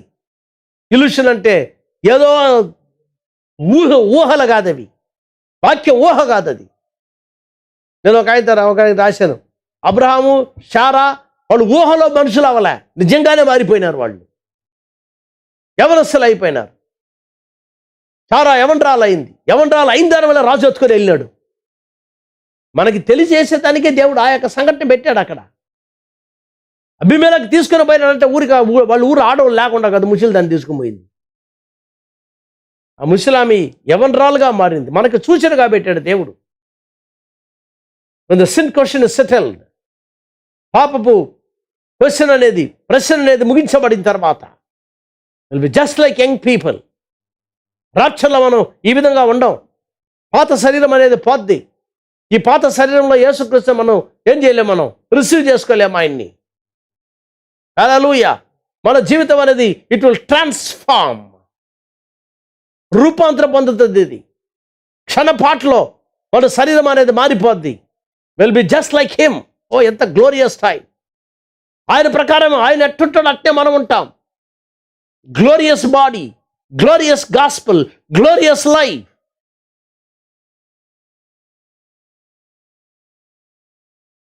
మహిమతో కూడిన శరీరం, మహిమా జీవితం అది. ఇప్పుడే ఆ మహిమ మనలో పనిచేస్తూ ఉంది. ఇప్పుడే ఆ ద పవర్ ఆఫ్ ట్రాన్స్ఫర్మేషన్, ఆ రూపాంతరం శక్తి ఇప్పుడే మనలో పనిచేస్తూ ఉంది. ఇప్పుడు చెప్తాను మీకు ఎందుకోసం పనిచేస్తున్నదన్నా. మనం రూపాంతరపరచబడాలి. ఇంకా కొంత ప్రసంగం చేస్తాను, అంతా అయిపోయింది చెప్తేనే చేస్తున్నారు మనుషులు. ఇదే ప్రసంగం చేసిన పాస్టర్లు చచ్చిపోయినారు. రాప్చర్ అయిపోయింది అంటే ఆయన చచ్చిపోతే ఆయన పెట్టి కట్టారు.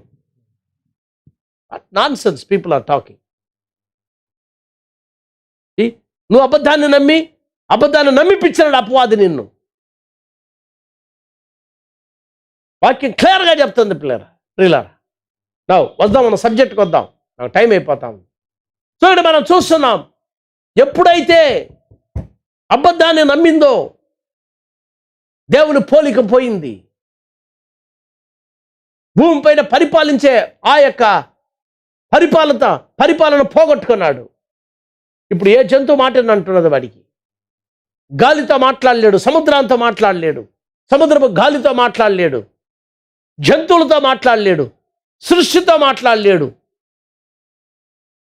చెట్లతో చేపతో మాట్లాడలేడు, వృక్షంతో మాట్లాడలేడు. దాన్ని మనసులో పెట్టుకునే దేవుడు చెప్పినాడు, విశ్వాసం ద్వారా ఈ అంజూరపు చెట్టుని నువ్వు వేళ్లతో పెళ్ళగించుకొని పోయి సముద్రంలో నువ్వు నాటబడు అని చెప్తే, నువ్వు చెప్పిన ప్రకారం జరుగుతుందంటే అది ఆదిలో ఉండింది. అది నడి మధ్య కాదు దేవుడిచ్చేది. ఆదాముకి ఇచ్చిన శక్తి అది. ఆదాముకి ఇచ్చిన పరిపాలన ఏమంటారు దాన్ని? పరిపాలించే హక్కుని దేవుడు ఇచ్చినాడు. He can rule, he can speak. జంతువులతో మాట్లాడొచ్చు ఆయన, వృక్షంతో మాట్లాడొచ్చు ఆయన, గాలితో మాట్లాడొచ్చు ఆయన. తన భార్యతో ఏదైనా తోటలో పోయేటప్పుడు ఏ చెట్టైనా అడ్డానికి వచ్చిందంటే పక్కపో అంటే పక్క వెళ్ళిపోద్ది. అది అంజూరం చెట్టు అక్కడ నిలబడిందంటే నువ్వు పక్కపో అంటే మెల్లగా పక్క వెళ్ళిపోద్ది. ఏంది? ట్రీ కట్టింగ్ మిషన్స్ అవసరం లే వాళ్ళకి. పెద్ద మామూలు వృక్షాన్ని కట్ చేసేదానికి అట్లాంటి మిషన్లు పడలే వాళ్ళకి. You can make the way. నడిచిపోవచ్చు చక్కగా. చెట్లన్నీ దారిస్తాయి, చెప్పుకుంటా పోతే చెట్లన్నీ మాటలు ఉంటాయి. దాన్నే ప్రభు అన్నాడు ఆయన. The power is restored again. మళ్ళా ఆ కార్యాన్ని దేవుడు తిప్పి ఇవ్వబోతున్నాడు మనకి. హౌ? ఎట్టి ఇవ్వబోతున్నాడు అది మనం చూసేది ఇప్పుడు. దానికే వర్తమానం ఇచ్చింది. దాన్ని డెమాన్స్ట్రేట్ చేశాడు ప్రవక్త లోకంలో ఉన్నప్పుడు. డెమాన్స్ట్రేషన్ అంటే చేసి చూపించినాడు దాన్ని. అవును, దేవునికి స్తోత్రం. ఓ ఏమాది సమయంలోకి మనం వచ్చిన్నాం. Don't play foolish things. బుద్ధిహీనమైన ఆటలు ఆడబాకండి. తప్పు. అవును ప్రియులారా, దేవుడు మన పాపాన్ని క్షమించును గాక, మన అపనమ్మకాన్ని క్షమించును గాక. అవును, తెలుసా? పాత నిబంధనలో కానీ కొత్త నిబంధనలో కానీ ఎవరు కూడా దేవుడు వాళ్ళకన్నా శ్రేష్టమైన ఒక కార్యాన్ని మనకిచ్చినాడు, నాకు ఇచ్చినాడు, మీకు ఇచ్చినాడు, వర్తమానం నమ్మే వాళ్ళకి ఇచ్చినాడు. బహుశ్రేష్టమైన ఒక కార్యాన్ని దేవుడు మనకి ఇచ్చినాడు. మనం లేకుండా వాళ్ళు పరిపూర్ణలు కాలేరని వాక్యం సెలవిస్తుంది.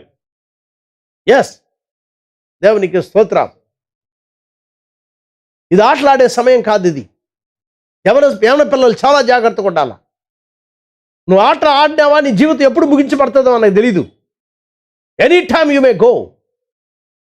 నేను ముసలోడు అయ్యే చచ్చిపోవాలని ఏమిలే. దైవ భీతి అనేది రావాలని నీ యొక్క హృదయంలో, గాడ్లీ సారో రావాలని లోపల. గాడ్లీ సారో అంటే అర్థం ఏంటో తెలుసా? దైవ దుఃఖం అనేది నీ లోపలికి రావాలా.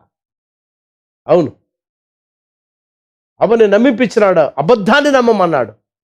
సత్యాన్ని పోగొట్టించుకుంది ఆమె. సత్యాన్ని తిరస్కరించి అబద్ధాన్ని నమ్మింది. ఈరోజు మెల్లగా ఇంతకాలం వచ్చేటప్పటికి యేసుప్రభు అన్నాడు, నేనే సత్యం అన్నాడు ఆయన. ఎందుకంటే ఆయన పలికిందంతా సత్యం. కాబట్టే గాలితో మాట్లాడినాడు ఆయన, చెట్టుతో మాట్లాడినాడు, పట్ట చచ్చిపోయింది. దేవుడు ఆయన. ఆదిలో ఆదాము పోగొట్టుకున్న కార్యాలన్నీ డెమాన్స్ట్రేట్ చేశాడు. మరణించినాడు, 3వ రోజు లేచినాడు. మళ్ళా మరణం అనేది ఆయన పట్టలేదు. మరణానికి పవర్ లేదు ఆయన పైన, సమాధికి పవర్ లేదు ఆయన పైన, పాతాళానికి పవర్ లేదు ఆయన పైన. పాతాళం ఆయన పట్టిలు పెట్టలేదు. పాతాళాన్ని జయించాడు ఆయన, నరకాన్ని జయించినాడు ఆయన, చావును జయించినాడు ఆయన, మృత్యుని జయించినాడు ఆయన, సమాధిని జయించినాడు ఆయన, డెత్ని జయించుకొని బయటికి లేచినాడు ఆయన. ఓ ప్రైజ్ బీ టు గాడ్. మనకు కూడా ఒకవేళ మనం మరణం వచ్చి మనం జబ్బు వచ్చో ఏదొచ్చో చచ్చిపోయినాం అనుకోండి, మరణం మనం పట్టి పెట్టలేదు మన వాళ్ళని. ఎందుకంటే ఆయన వాక్యం మనలో ఉంది కాబట్టి, ఆయన జీవం మనలో ఉంది కాబట్టి, ఆయన పవర్ మనలో ఉంది కాబట్టి ఆయన రాకడలో మళ్ళా లేస్తాం మనం. దేవునికి స్తోత్రం. అయితే ఈరోజు ప్రియులారా, ఈరోజు ప్రవచన వాక్యం ఏం చెప్తుందంటే, దేవుడు నిశ్చయముగానే తన స్వరూపములో మళ్ళా మనిషిని చేస్తున్నాడు. ఆయన యొక్క సారూప్యాన్ని, స్వరూపాన్ని పోగొట్టుకున్నాడు మనిషి. ఏంటో ఆ స్వరూపం ఏంటో తెలుసా ప్రియులారా? దీన్ని కానీ మీరు కానీ క్యాచ్ చేశారంటే వర్తమానాన్ని ఎప్పటికీ వదిలిపెట్టరు, మీరు వాక్యాన్ని ఎప్పటికీ వదిలిపెట్టరు. 2 కొరింథీయులకు రాసిన పత్రిక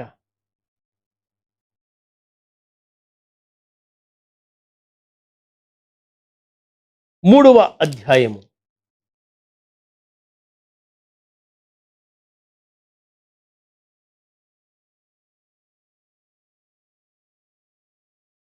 18వ వచనం.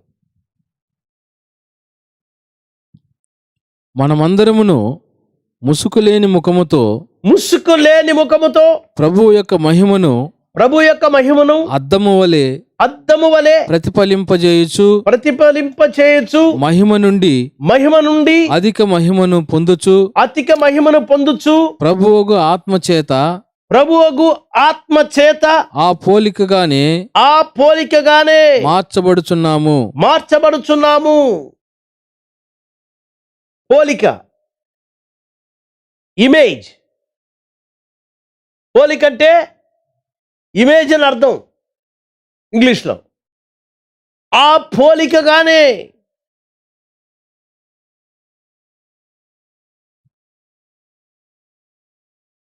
ఏ పోలిక, ఎవరు పోలిక? పోలిక అంటే అర్థం ఏంటి? ఆ పోలికగానే ఉన్నాడు అబ్బా అంటే అర్థం ఏంటి? ప్రవక్త ఒక మాట అన్నాడు, an image is something like something else. An image is అంటున్నారా? An image is something like something else. చాలా చక్కగా చెప్పాడు. అంటే అర్థం ఏంటంటే, పోలిక అని రాశారు ఇక్కడ. పోలిక అంటే ఒకదాని పోలి ఉండే ఇంకొక కార్యం, ఒకదాని పోలికగానే ఉండేది. An image is something else, something like something else. అది పోలిక. దాని ప్రకారమే ఉండేది, దాని ప్రకారమే. దేవుడు తన పోలికలో మనిషిని చేశాడు. తన పోలికలో మనిషిని చేస్తే అబద్ధాన్ని నమ్మిన దాని వల్ల ఆ పోలిక పోయింది. ఆ పోలికలోనే, మా పోలికగానే మళ్ళా మనం ఏం చేయబోతున్నాము? ఏం తెలుగులో ఏముంది? ముసుకులేని ముఖముతో ప్రభు యొక్క మహిమను అద్దము వలె ప్రతిఫలింపజేయుచు, మహిమ నుండి అధిక మహిమను పొందుచు, ప్రభువుగా ఆత్మచేత ఆ పోలికగానే మార్చబడుచున్నాము. ఆ పోలికగానే మార్చబడుచున్నాము, రూపాంతరపరచబడుచున్నాము. We are transformed into that same image. Image అంటే ఏంటి? ఒకదాని ప్రకారమే ఇంకొకటి అదే విధంగా ఉండుట. ఒకటి ఉంది, ఒక రూపం ఉందంటే అదే ప్రకారంగా ఉండుట. That's an image. ఇప్పుడు ఈ కార్యాన్ని దేవుడు చేస్తా ఆఖరి కాలానికి వచ్చేటప్పటికి మన పోలిక ఎట్టుండబోతుందంటే దైవ పోలికగానే వస్తుంది. ఈ దైవ పోలికగా మనలో రావాలంటే జాగ్రత్తగా వినండి, కొంచెం డీప్ అయింది కార్యం ఇది. ఆ పోలికగానే మనం మార్చబడుతున్నాము అంటున్నది బైబిల్. ఇక్కడ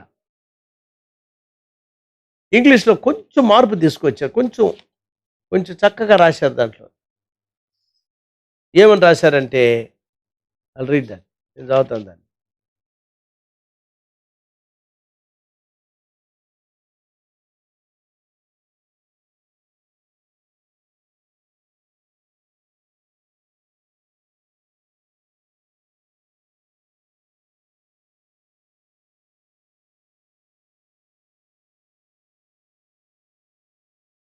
Changed into the same image from glory to glory, even as by the Spirit of the Lord.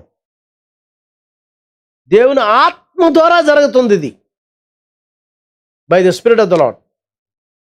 ప్రభువగు ఆత్మ ద్వారా అని రాశారు. ఈ ఆత్మ ద్వారా changed into the same image. Same image అంటే అర్థం ఏంటంటే అదే పోలికగా, దైవ పోలిక మానవులోకి వచ్చేది, దైవ పోలిక మనిషిలో కనపడేది. దాన్నే ప్రవక్త ఏమన్నాడు? There will be a word bride. ఎవరుంటారంట? వాక్య వధువు ఖచ్చితంగా ఉంటుంది అన్నాడు. ఈ వాక్యం పడిపోదు. భూమి ఆకాశం గతించిపోను కానీ, భూమి ఆకాశం గతించిపోను కానీ దేవుని యొక్క వాక్య వధువు రాకుండా భూమి అయినా పోవచ్చు, అయితే వాక్య వధువు వచ్చే తీరుతుంది. ఇది ఏ ఒక ఇండివిజువల్ మనిషి వల్ల వచ్చేది కాదు. ఇది నా వల్ల జరిగింది, నా వల్ల వచ్చేది, ఆల్ నాన్ సెన్స్. ఏ మనిషి మాట్లాడినా కానీ ఈ వల్ల కాదు, ఎవరి వల్ల కాదు. దేవుని వాక్యం చెప్పింది. దేవుని వాక్యం చెప్పింది. ఏ మనిషి నా వల్ల అంటాడో చచ్చినాడు అని అర్థం.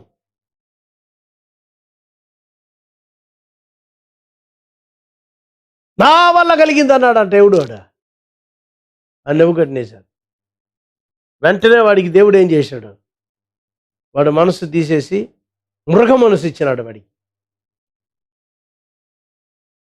ఏ మనిషి కూడా చాలా జాగ్రత్తగా ఉండాలి. ప్రవక్త గారు నా వల్ల జరిగిందని ఎప్పుడు చెప్పలే ఆయన. ప్రవక్త గారు చెప్పేటప్పుడు ఎంత చక్కగా మాట్లాడుతున్నాడంటే, యేసు ప్రభు చేశాడు. ఎక్కడన్నా చూడండి, ఏ హీలింగ్ అయినా యేసు ప్రభు యొక్క ప్రత్యక్షత. ఆయన నా లైఫ్లో కనపడాలనేది నా యొక్క అంబిషన్ అన్నాడు. ఒక ఆయన పంపించినాడు దాన్ని. నా అంబిషన్ అంటే నా యొక్క వాంఛ ఏంటంటే, నా జీవితంలో యేసు ప్రభు కనపడాలి. ఎంత పెద్ద అంబిషన్. మనకు కూడా అంబిషన్ ఉంటే ఎంత బాగుంటుంది. మన లైఫ్లో ఏమో ఆ విధంగా ఉంటే ఎంత బాగుంటుంది. ప్రభువా, నా జీవితంలో నేను కాదు కనపడేది, యేసు ప్రభు నాలో కనపడాలి. ఆ పోలిక నాలో కనపడాలా, ఆ ఇమేజ్ నాలో రావాలా. 4వ అధ్యాయంలో చదవండి, 3-4 వచనాలు చదవండి. 4వ అధ్యాయం తర్వాత వచ్చిన మరుగు చేయబడిన ఎడల మా సువార్త మరుగు చేయబడిన ఎడల నశించుచున్న వారి విషయములోనే నశించుచున్న వారి విషయంలోనే మరుగు చేయబడి ఉన్నది. మరుగు చేయబడి ఉన్నది. ఎవరు రాస్తున్నారు దీన్ని? పౌలు రాస్తున్నారు. తెలుసా, పౌలు ప్రసంగం చేసిన సువార్తను తప్పనిచ్చి వేరే సువార్తను పరలోకంలోంచి ఒక దూతైన, రెవరెండ్ అయినా, బిషప్ అయినా, ఎవరైనా సరే, ఏ రెవరెండ్లైనా, ఏ బిషప్లైనా, ఏ పాస్టర్లైనా, ఏ ఇవాంజలిస్ట్ అయినా, ఎవరైనా సరే పౌలు ప్రసంగం చేసిన సువార్తకి వేరే సువార్త కానీ వేరే ప్రసంగాన్ని కానీ చేసంటే వాడు శపించబడిన వాడు. గలతీ 1:8 చదువు. 1:8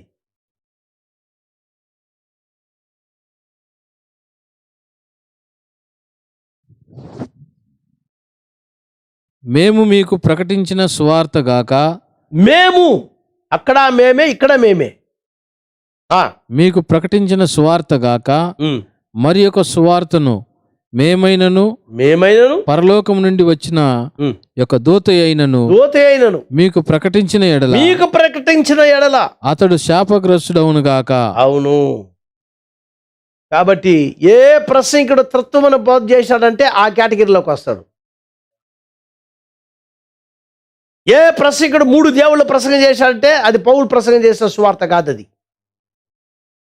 ఏ ప్రసంగికుడు ఎట్టన్నా బాప్టిజం తీసుకొని అన్నామంటే అది పౌలు ప్రసంగం చేసిన సువార్త కాదు. అది ఏ ప్రసంగికుడు యేసుక్రీస్తు నామములో బాప్టిజం తీసేది తప్పన్నాడో కాలిబడి కథ. ఏ ప్రసంగికుడు తండ్రి కుమార పరిశుద్ధాత్మ నామములో బాప్టిజం తీయాలని చెప్తున్నాడో వాడు కళ్ళు గుడితనంలోకి పోయిందని అర్థం. ఇప్పుడు చదువు 2 కొరింథీయుల రాసిన పత్రిక 4 అధ్యాయం 3-4 వచనాలు.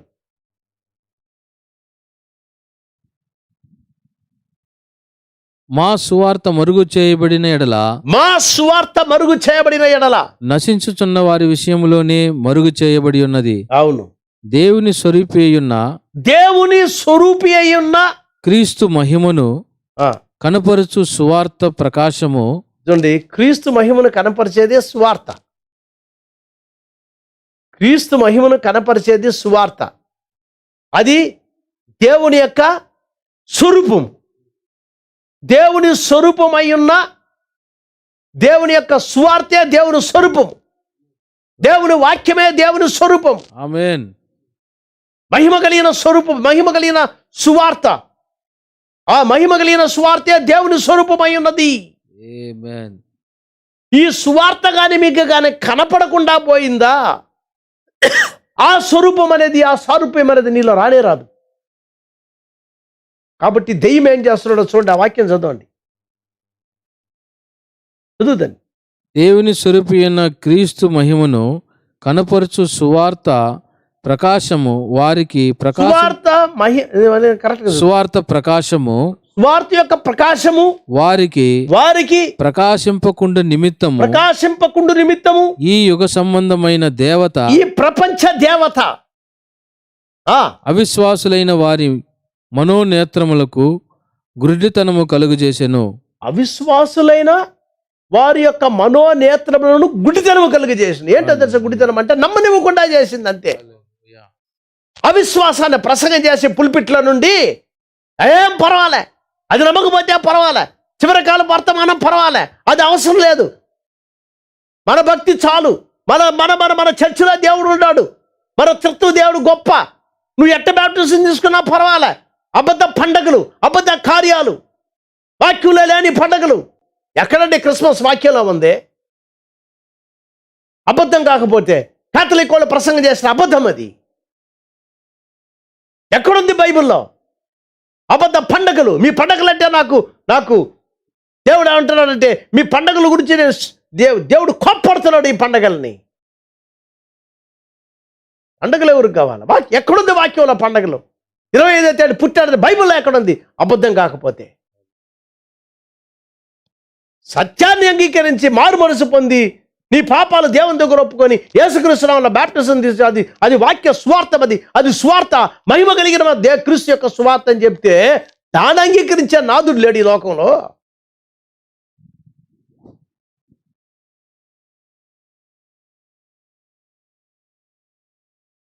క్రిస్మస్ రోజు యేసుక్రీస్తు పుట్టాడని కొన్ని కోట్ల డబ్బులు ఖర్చు పెట్టి కోట్ల రూపాయలు ఖర్చు పెట్టి అబద్ధాన్ని చేసుకుంటే సైతానుడు వాడు ఎగురుతా ఉంటాడు అక్కడ పోయి. వాడు ఆహా చూడు మోసం చేసేసినాడు లోకాన్ని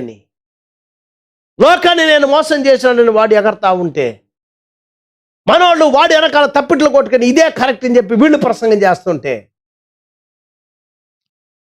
ఎక్కడ కేరళలు, ఎక్కడ పాటలు? ఇదే నా క్రైస్తవం. అబద్ధాన్ని పాటించేదా క్రైస్తవము? అబద్ధాన్ని ప్రసంగం చేసేదా క్రైస్తవము? సైతానికి తప్పిట్లు కొట్టేదా ప్రసంగము? ఎక్కడుంది వాక్యంలో? మనకి జనమే లేకపోయినా పర్వాలే, పరలోకం పోయే చిన్న గుంపులో ఉందాం చాలు. మనకి లక్షల కోట్లు పాటించాలన్నా వెనకాల రావాలని అవసరం లే. మనకి ఏం భయపడబాకండి. ఇరుకు మార్గం ప్రవేశించేవారు కొందరైన వాక్యం చెప్తుంది, ఎక్కువ మంది కాదు. అవును, మనం చూస్తున్నాం ఆ యొక్క వాక్యంలో ఏమంటే దేవుని యొక్క స్వరూపమైన క్రీస్తు మహిమను కనపరచు సువార్త ప్రకాశము వారికి ప్రకాశింపకుండానట్లు వాళ్ళ మనోనేత్రములను ఈ యుగ సంబంధమైన దేవత ఏం చేశాడంట? గుడితనము కలిగి చేశాడు. అంటే అర్థం ఏంటంటే ఏందో దెయ్యం వచ్చి అట్టే కళ్ళు పూసినట్ట ఆ విధంగా నువ్వు ఏ దెయ్యం రావట్లేదు, ఏ విధంగా నువ్వు కళ్ళతో చూడడంలే.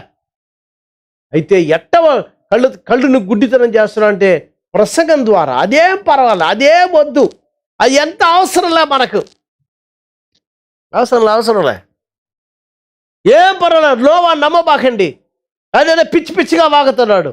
పాప మంచోడే, పిచ్చి పట్టింది ఆయనకి, ముసలాడు అయిపోయినాడు కదా, కొంచెం మైండ్ చేంజ్ అయిపోయింది కాబట్టి ఈ నావ కడుతున్నాడు ఆయన. మనమంతా మునిగిపోతామంట, ఆయన చర్చి మాత్రం పైకి పోద్దట. ఏం ప్రసంగం అండి ఇది? నోహ దినముల వలె అని మన ప్రభు చెప్పలేదా? మనుష్య కుమారుని యొక్క ప్రత్యక్ష దినమున ఆ ప్రకారమే జరగనని. లోతు దినాల్లో ఎంతమంది నమ్మినారు? సొదొమ గొమొర్రా కాలిపోతుందన్న వర్తమానం వచ్చినప్పుడు, పాపము మితమించిపోయినప్పుడు, సోడమైటిజం, పురుషుల్ని పెట్టుకొని ఉండే సమయం, మితమించిపోయిన ఆ యొక్క పాపము మధ్యలో ఉన్నాడు ఆ యొక్క లోతు. అబ్రాహామును వదిలిపెట్టి వెళ్ళాడు, నేను ఉండలేను అక్కడని. అబ్రహాము ఆయన భార్య మాత్రం ఎక్కడ దేవుడు ఉన్నామన్నాడో అక్కడే ఉన్నాడు. దేవుడే వచ్చినాడు వాళ్ళ దగ్గరికి, దేవుడే నడిచి వచ్చినాడు. దేవుడు ఎక్కడ మనం ఉండమన్నాడో అక్కడ మనం ఉండాలా. ఎక్కడ ఉండమన్నాడు అంటే వాక్యంలో ఉండమన్నాడు ఆయన. This is our promised land, మన వాగ్దాన భూమి వాక్యం. మనల్ని అక్కడ ఉండనివ్వకుండా చేసేదానికి అబద్ధ కొన్ని లక్షల అబద్ధ ప్రసంగాలు, అబద్ధ పాస్టర్లు, సాధ్యమైతే ఏర్పరచబడిన వారు సైతము మోసపరచుటకు.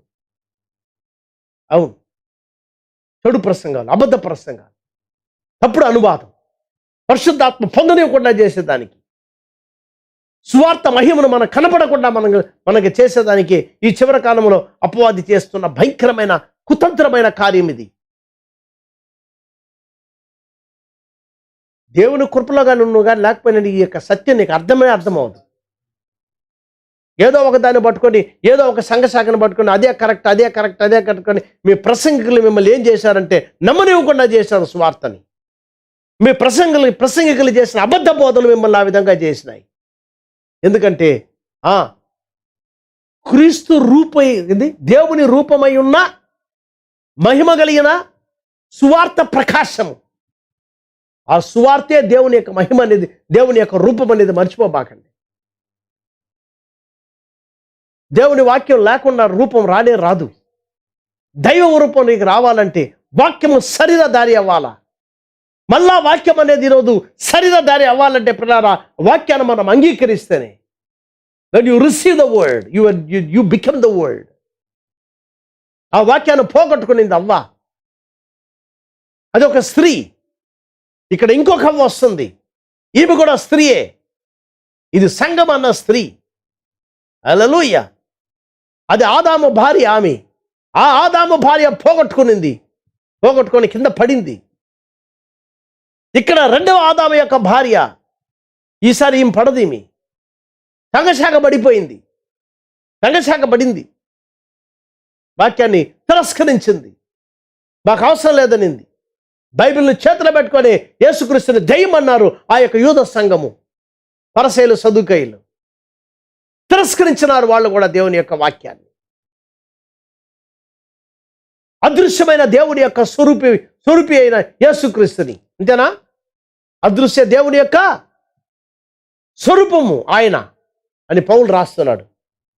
కనపడని దేవుని యొక్క స్వరూపము. ఆ స్వరూపాన్ని చూసి ఆ యూదులు ఏమన్నారంటే బెల్జెబూబ్ అన్నారు, దెయ్యం అన్నారు.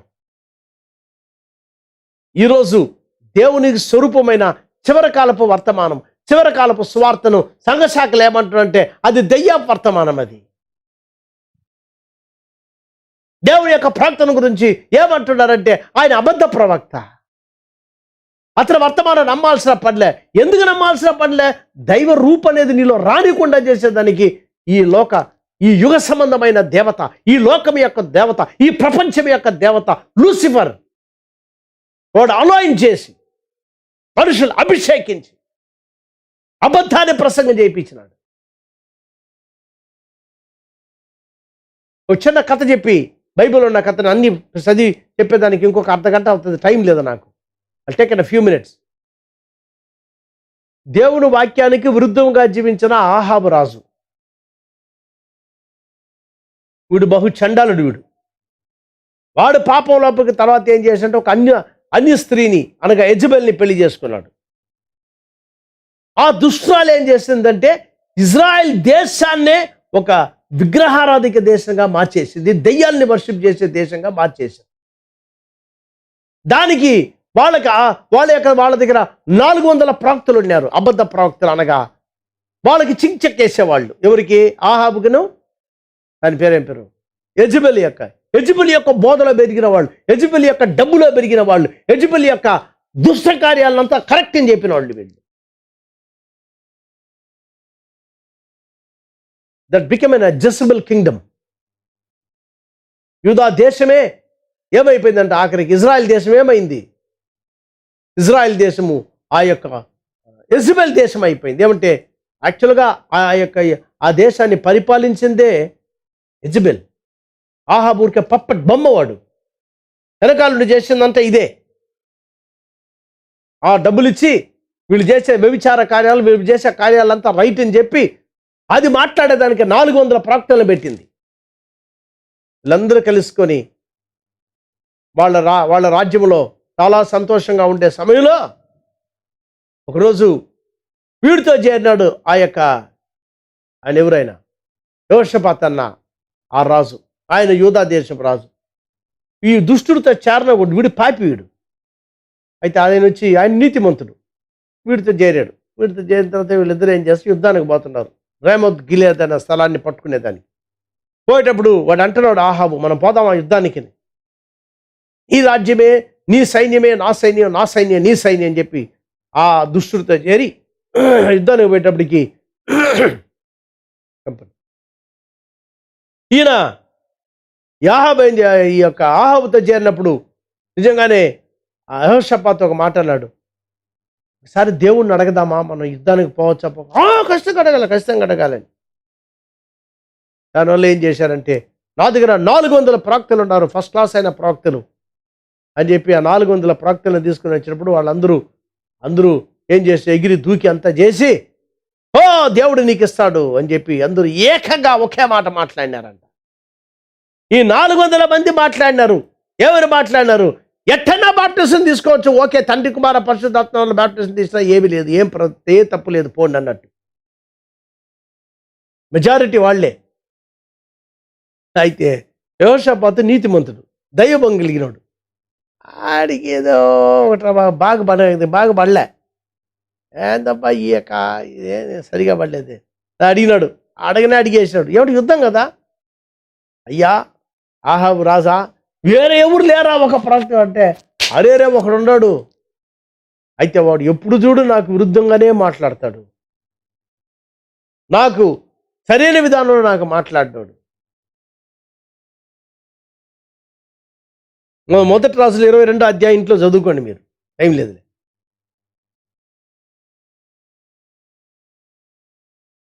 ఆ మీకాయా ఆయన తెలుగులో ఏమనుంది? 22వ అధ్యాయం ఒకటి రాజులు 22 సరే చూద్దాం.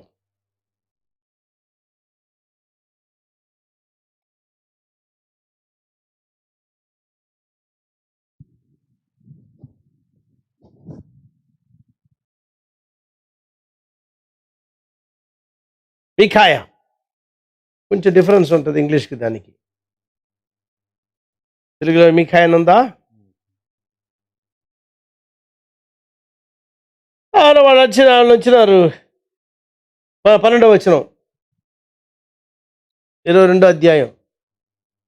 ప్రవక్తలందరూ ఆ చొప్పుననే ప్రకటన చేయుచు ప్రవక్తలందరూ ఎట్టా ఆ చొప్పుననే ప్రకటన చేయుచు అందరూ ఒకటిగానే మాట్లాడుతున్నారు. అందరూ ఒకే రకంగా త్రిత్వబోధ కరెక్ట్ అని. యెహోవా రామోత్గిలాదును రాజువైన నీ చేతికి అప్పగించును గనుక నీవు దాని మీదకు పోయి జయముందుదు అని చెప్పిరి. మికాయాను పిలువబోయిన దూత ప్రవక్తలు ఏకముగా రాజుతో మంచి మాటలు పలుకుచున్నారు గనుక నీ మాట వారి మాటకు అనుకూలపరచమని అతనితో అనగా, అంటే అర్థం ఏంటంటే, నువ్వు కూడా జాగ్రత్త, 400 మంది అట్ట పలకుతున్నారు, నువ్వు కూడా అట్టే పలకాలా, అది వాళ్ళు మాట్లాడేది. అయితే మీకాయ దేవుని యొక్క ప్రవక్త, దేవుని ఆత్మ కలిగిన వాడు. ఆయన ఏం చెప్పాడు? మికాయా, యెహోవా నాకు సెలవిచ్చినదేదో ఆయన జీవము తోడు నేను దానినే పలుకుదునెను. ఇదంతా మీరు కానీ చదివినారంటే చూడండి, దేవుడు ఈ రహస్యాన్ని బయలుపరిచాడు మీకాయాకి. ఈ 400 ప్రవక్తల్లో అబద్ధపు ఆత్మ దూరాడు లోపలికి. అబద్ధ ఆత్మ దూరి అబద్ధ ప్రసంగాన్ని చేసి అందరూ అబద్ధ ప్రవచనాన్ని చెప్పి నువ్వు పో అని చెప్పి మాట్లాడినాడు. అయితే దేవుని ఆత్మ కలిగిన మీకాయ ఒక్కడగా నిలబడి ఏమన్నాడంటే,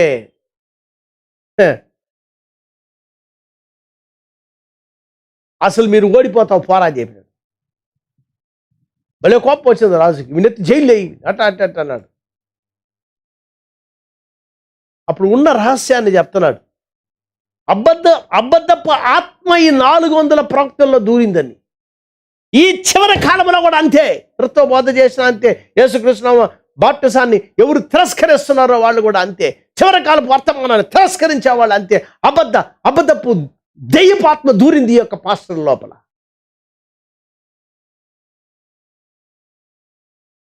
జెజబెల్ రిలిజియన్, యెజబెల్ యొక్క మార్గాన్ని, యెజబెల్ యొక్క మతాన్ని ప్రసంగం చేసేవాళ్ళు, బైబిల్ చేతులు పట్టుకొని అబద్ధ బోధలు చేసేవాళ్ళు, బైబిల్ చేతులు పట్టుకొని ఏ విధంగా ఆహాబు కింద వెలిగినాడో సంఘశాఖ కింద కూర్చొని ఇష్టానికి తప్పుడు బోధలు చేసేవాళ్ళు. అర్థం చేసుకోండి, అబద్ధపు ఆత్మతో నింపబడబాకండి. అబద్ధపు ఆత్మతో నింపబడ్డారంటే నిశ్చయంగానే పరలోకం పోగొట్టుకుంటారు, రాప్చర్ పోగొట్టుకుంటారు. ఒక్క మనిషిగా నిలబడ్డాడు మీకాయా. ఎందుకంటే మనకు అందరి సపోర్ట్ అవసరంలే, దేవుడు ఉంటే చాలు, దేవుని ఆత్మతో నింపబడితే చాలు. You have to stand by the word of God. దేవుని యొక్క వాక్యానికి విరుద్ధంగా నిలబడ్డాడు 400 మంది. ఇక్కడ మనం చూస్తున్న మీకాయా మాత్రమే దేవునితో నిలబడ్డాడు. అదే ప్రకారంగా ఈ చివరి కాలంలో కూడా ఇంకొక పార్ట్ ఉంది దీంట్లో, ఇంకోసారి తీసుకుందాం. సంఘశాఖలంతా ఆహాబు కింద ఉన్న ప్రవక్తల వల్లే అయినారు. వాటిల్లో నుండి దేవుడు ఆయన ఎన్నుకొనిన వధువుని బయటికి తీసుకొచ్చాడు. సంఘశాఖ నమ్మి మోసపోబాకండి, దేవుని ఆత్మతో నింపబడండి, దేవుని వాక్యంతో నింపబడండి. మారు మనసు పొందండి, పాపపు కార్యాలు వదిలిపెట్టండి, సుబుద్ధి పైన ఆధారపడబాకండి, దేవుని వాక్యం పైన ఆధారపడండి. ఈ సువార్తే చివరి కాలపు సువార్త. ఇది క్రీస్తు దేవుని యొక్క పోలికగా ఉన్న మహిమకరమైన సువార్త వెలుగు మనుషుల్లో ప్రకాశింపకుండానట్టుగా ఈ యుగ సంబంధమైన దేవత వాళ్ళ మనోనేత్రాన్ని గుడితనము కలిగజేసిన వాక్యము మన కాలంలోనే నెరవేరేది. ఎన్నేయు ఎంబ్రేయు సత్యానికి విరుద్ధంగా నిలబడినట్టు ఈరోజు అబద్ధ ప్రవక్తలు, అబద్ధ క్రీస్తులు మోషే కట్ట వాళ్ళు విరుద్ధంగా నిలబడ్డారు. ప్రవక్త విలియం బ్రానమ్ యొక్క వర్తమానానికి కూడా విరుద్ధంగా నిలబడుతున్నారు. ప్రవక్త వెళ్ళిపోయినాడు, అయితే వాక్యం పోలే, వాక్యం నిలబడింది. ఈ వాక్యమే ఈరోజు ఒక మనిషి చేసినట్టు కాదు. ఇది విలియం బ్రానమ్ వెళ్ళిపోయినాడు, అయితే వాక్యము రూపును తీసుకొని వస్తుంది. స్వార్థ ఈ యొక్క దేవుని యొక్క పోలికను తీసుకొని వస్తుంది. ఆ పోలికగానే మనం మార్చబడేది స్వార్థ ద్వారా మాత్రమే. ఆ పోలికగా మనం మార్చబడేది దేవుని యొక్క వాక్యం ద్వారా మాత్రమే. ఆ దైవ రూపు మనలో వచ్చేది ఈ చివరి కాలపు వాక్యం ద్వారా మాత్రమే. ఈ చివరి కాలపు వాక్యం ఏంటో కాదు కానీ అక్షరాల బైబిల్ ఇది. ఆ బైబిల్లో ఉన్న మాటలు మనం అంగీకరించినప్పుడు డోంట్ ప్లే. నేను చివరి కాల మెసేజ్లో ఉన్నాను, నేను అది చేస్తాను, నువ్వు మోసపోబాక, జాగ్రత్తగా ఉండు. వాక్యాన్ని అంగీకరించు. Be humble before God. దేవునికి ముందు తగ్గింపుగా ఉండు. Don't allow the devil to speak lies in your ears. నీ చెవుల్లో అపవాది అబద్ధం మాట్లాడేదానికి ఒప్పుచెప్పాక. నీ శరీరము, శరీర ఇచ్చలు సిలువలో ఏం చేయబడాలా? సిలువలో కొట్టివేయబడాలి. నీ యొక్క స్వకీయ జ్ఞానము, స్వకీయ తలంపు అనేది సిలువలో కొట్టివేయబడాలి. Be humble. My greatest enemy అన్నాడు ప్రవక్త ఈజ్ విలియం బ్రానమ్ అన్నాడు. నీ యొక్క ఎనిమీ నువ్వే. ఏంటి నువ్వంటే నీ తలంపులు, నీ ఆలోచన. Kill it. ఒక వారంలో ఎన్నోసార్లు దేవుణ్ణి అడుగుతాను, క్షమించు ప్రభు అని. నాకు తెలుసు నా మైండ్ ఏంటి, నా క్రియ ఏంటి, నేనేం చేస్తున్నానని, వాక్యం ఏంటని. ఆ స్థితికి రావాలా, ప్రతి వ్యక్తి రావాలా. నువ్వు చిన్న కోప్పడినా కానీ దేవుణ్ణి అడగల, ఫర్గివ్ మీ లార్డ్. ఎవరి గురించి నువ్వు తప్పుగా అనుకున్నా కానీ నీ ఎనిమిదిని కూడా, నీ శత్రువును కూడా, లార్డ్ ఫర్గివ్ మీ. ఆయన గురించి నేను ఎందుకు అనుకోవాలా? అతను పాతాళం పోతే ఏం ప్రయోజనం? మన శత్రువు కూడా పరలోకం రావాలని ప్రార్థన చేయాలి. దైవత్వం నాలో వచ్చే కృప చూపించండి ప్రభువా. Behave like an humble brother. ఒక సామాన్యమైన సహోదరుడుగా నీ జీవితాన్ని దేవునికి సమర్పించు. అవును, ఒక ప్రవక్త, మహాపెద్ద ప్రవక్త, ఎవరినంటే వాళ్ళని ఎట్టంటట మాట్లాడలే ఆయన. వాళ్ళు తప్పుగా ఉన్నా కానీ వాళ్ళ దగ్గర పోయి ఎంతో ప్రేమతో మాట్లాడారు. వాళ్ళు ఆయనకి విరుద్ధంగా మాట్లాడినా కానీ ఆయన వాళ్ళని ఎప్పుడు కూడా వాళ్ళని శపించిందేలే. Always love them. ఆ దైవిక ప్రేమ, ఆ దైవిక ప్రేమే పరిశుద్ధాత్మ. ఆ పరిశుద్ధాత్మ మనలో రావాలంటే సంపూర్ణమైన దేవుని యొక్క వాక్యానికి సంపూర్ణమైన విధేయత లేకుండా పరిశుద్ధాత్మ రానే రాడు. నువ్వు కానీ వేరే రకమైన తలంపులు, వేరే రకమైన ద్వేషము, ఈర్ష్య, పగ కానీ పెట్టుకున్నావు అంటే ఉన్న పరిశుద్ధాత్మ కూడా వెళ్ళిపోతాడు బయటికి. ఆయన వెళ్ళిపోయింది కూడా నీకు తెలీదు. కాబట్టి ప్రియులారా, let the church be filled with the spirit of God. సంఘం అనేది ఏ సంఘమైనా సరే దేవుని ఆత్మతో నింపబడి, ఏ ప్రసంగుడైనా సరే చివరి కాల వర్తమానం దేవుని ఆత్మతో నింపబడి దైవిక ప్రేమతో ఆటలాడేదానికి గది వర్తమానం ఇచ్చింది. నాట్ టు పే ఎనీ రకమైన, ఏ రకమైన ఆటలాడేదానికి కాదు. Be humble. ఆ దైవ పోలిక లేకపోతే దేవుని యొక్క సారూప్యం, దేవుని యొక్క పోలిక మనలో ఎదుగుటకు వాక్యానికి ప్రాధాన్యత ఇచ్చి, giving preeminence to the word of God. వాక్యానికి ప్రాధాన్యత ఇస్తే దేవునికి ప్రాధాన్యత ఇచ్చుట. ఆ 400 ప్రవక్తలకి అబద్ధపాత్మ దూరినట్టు ఈరోజు సంఘశాఖల్లో ఉన్న ప్రసంగులకి ఆ యొక్క అబద్ధపు దురాత్మ దూరింది. కాబట్టే నిజమైన స్వార్థను నమ్మబాకండి అని చెప్తున్నారు. నోవా కాలంలో ఏం జరిగింది? ఒక్క మనిషి స్వార్థ ప్రసంగం చేశాడు. సువార్త, మంచి వార్త. లోకమంతా దెయ్యపాత్మంతో నింపబడింది. కాబట్టి వాళ్ళు నోవా వర్తమానాన్ని నమ్మలేకపోయి మునిగిపోయి పాతాళం పోయినారు. ఈరోజు కూడా ఆ యొక్క ఆత్మలు పాతాళంలో ఉన్నట్టే బైబిల్ చెప్తుంది. యేసు ప్రభు ఆ పాతాళానికి పోయి వాటికి ప్రసంగం చేశాడంట. రక్షణ కోసం కాదు. నా దాసుడే నోవా ప్రసంగం చేసింది నా సువార్తని. అవును, లోకమంతా ఈరోజు పాతాళంగానే మారిపోయింది. కాబట్టి ఈ పాతాళ లోకములో దేవుని స్వరూపం కలిగిన వారు, దైవ పోలిక కలిగిన వారు, దేవుని సువార్తతో నింపబడిన వారు, ఆయన రమ్యమైన వాక్య వధువుగా ఆయన రాకడలో మనమందరం కనపడే విధంగా దేవునికి ఆయన వాక్యానికి వర్తమానానికి సంపూర్ణంగా మనల్ని సమర్పిద్దాం. దేవుడు మన పాపాలను క్షమించి, మన అపనమ్మకాన్ని క్షమించి, మన అవిధేయతను క్షమించి, మన గర్వాన్ని క్షమించి, మనల్ని చూసేవాళ్ళు యేసుక్రీస్తుని చూడాలి మనలో. దట్స్ మై అంబిషన్ అన్నాడు, to show Jesus Christ in my life. అది సామాన్యంగా రాదు పిల్లలారా. విత్ హంబుల్నెస్ అండ్ సింప్లిసిటీ దేవునికి జీవితాన్ని అంత సామాన్యతలో తగ్గింపులో దేవునికి సమర్పించి, ప్రభువా నీ వాక్యాన్ని నమ్మే కృప నాకు దయచేయండి, వాక్య ఉతక స్నానం నాకు ఇవ్వండి, ఈ వాక్య వధువుగా నేను కూడా రూపాంతరం పొందే కృప నాకు దయచేయండి ప్రభువా అని ప్రార్థన చేద్దాం. దేవుడు మీ కుటుంబాలని మిమ్మల్ని ఆశీర్వదించును. కళ్ళు మూసుకో. అత్యంత ప్రేమ కలిగిన మా గొప్ప తండ్రి, ఇచ్చిన వర్తమానం వినిన మీ బిడ్డలు వాళ్ళ యొక్క గృహాల్లో ప్రభు వాక్యాన్ని వింటూ ఉన్న ఈ సమయంలో తండ్రి, ఎవరి యొక్క హృదయములతో మీరు మాట్లాడారు, ఎవరెవరితో మీరు మాట్లాడారు,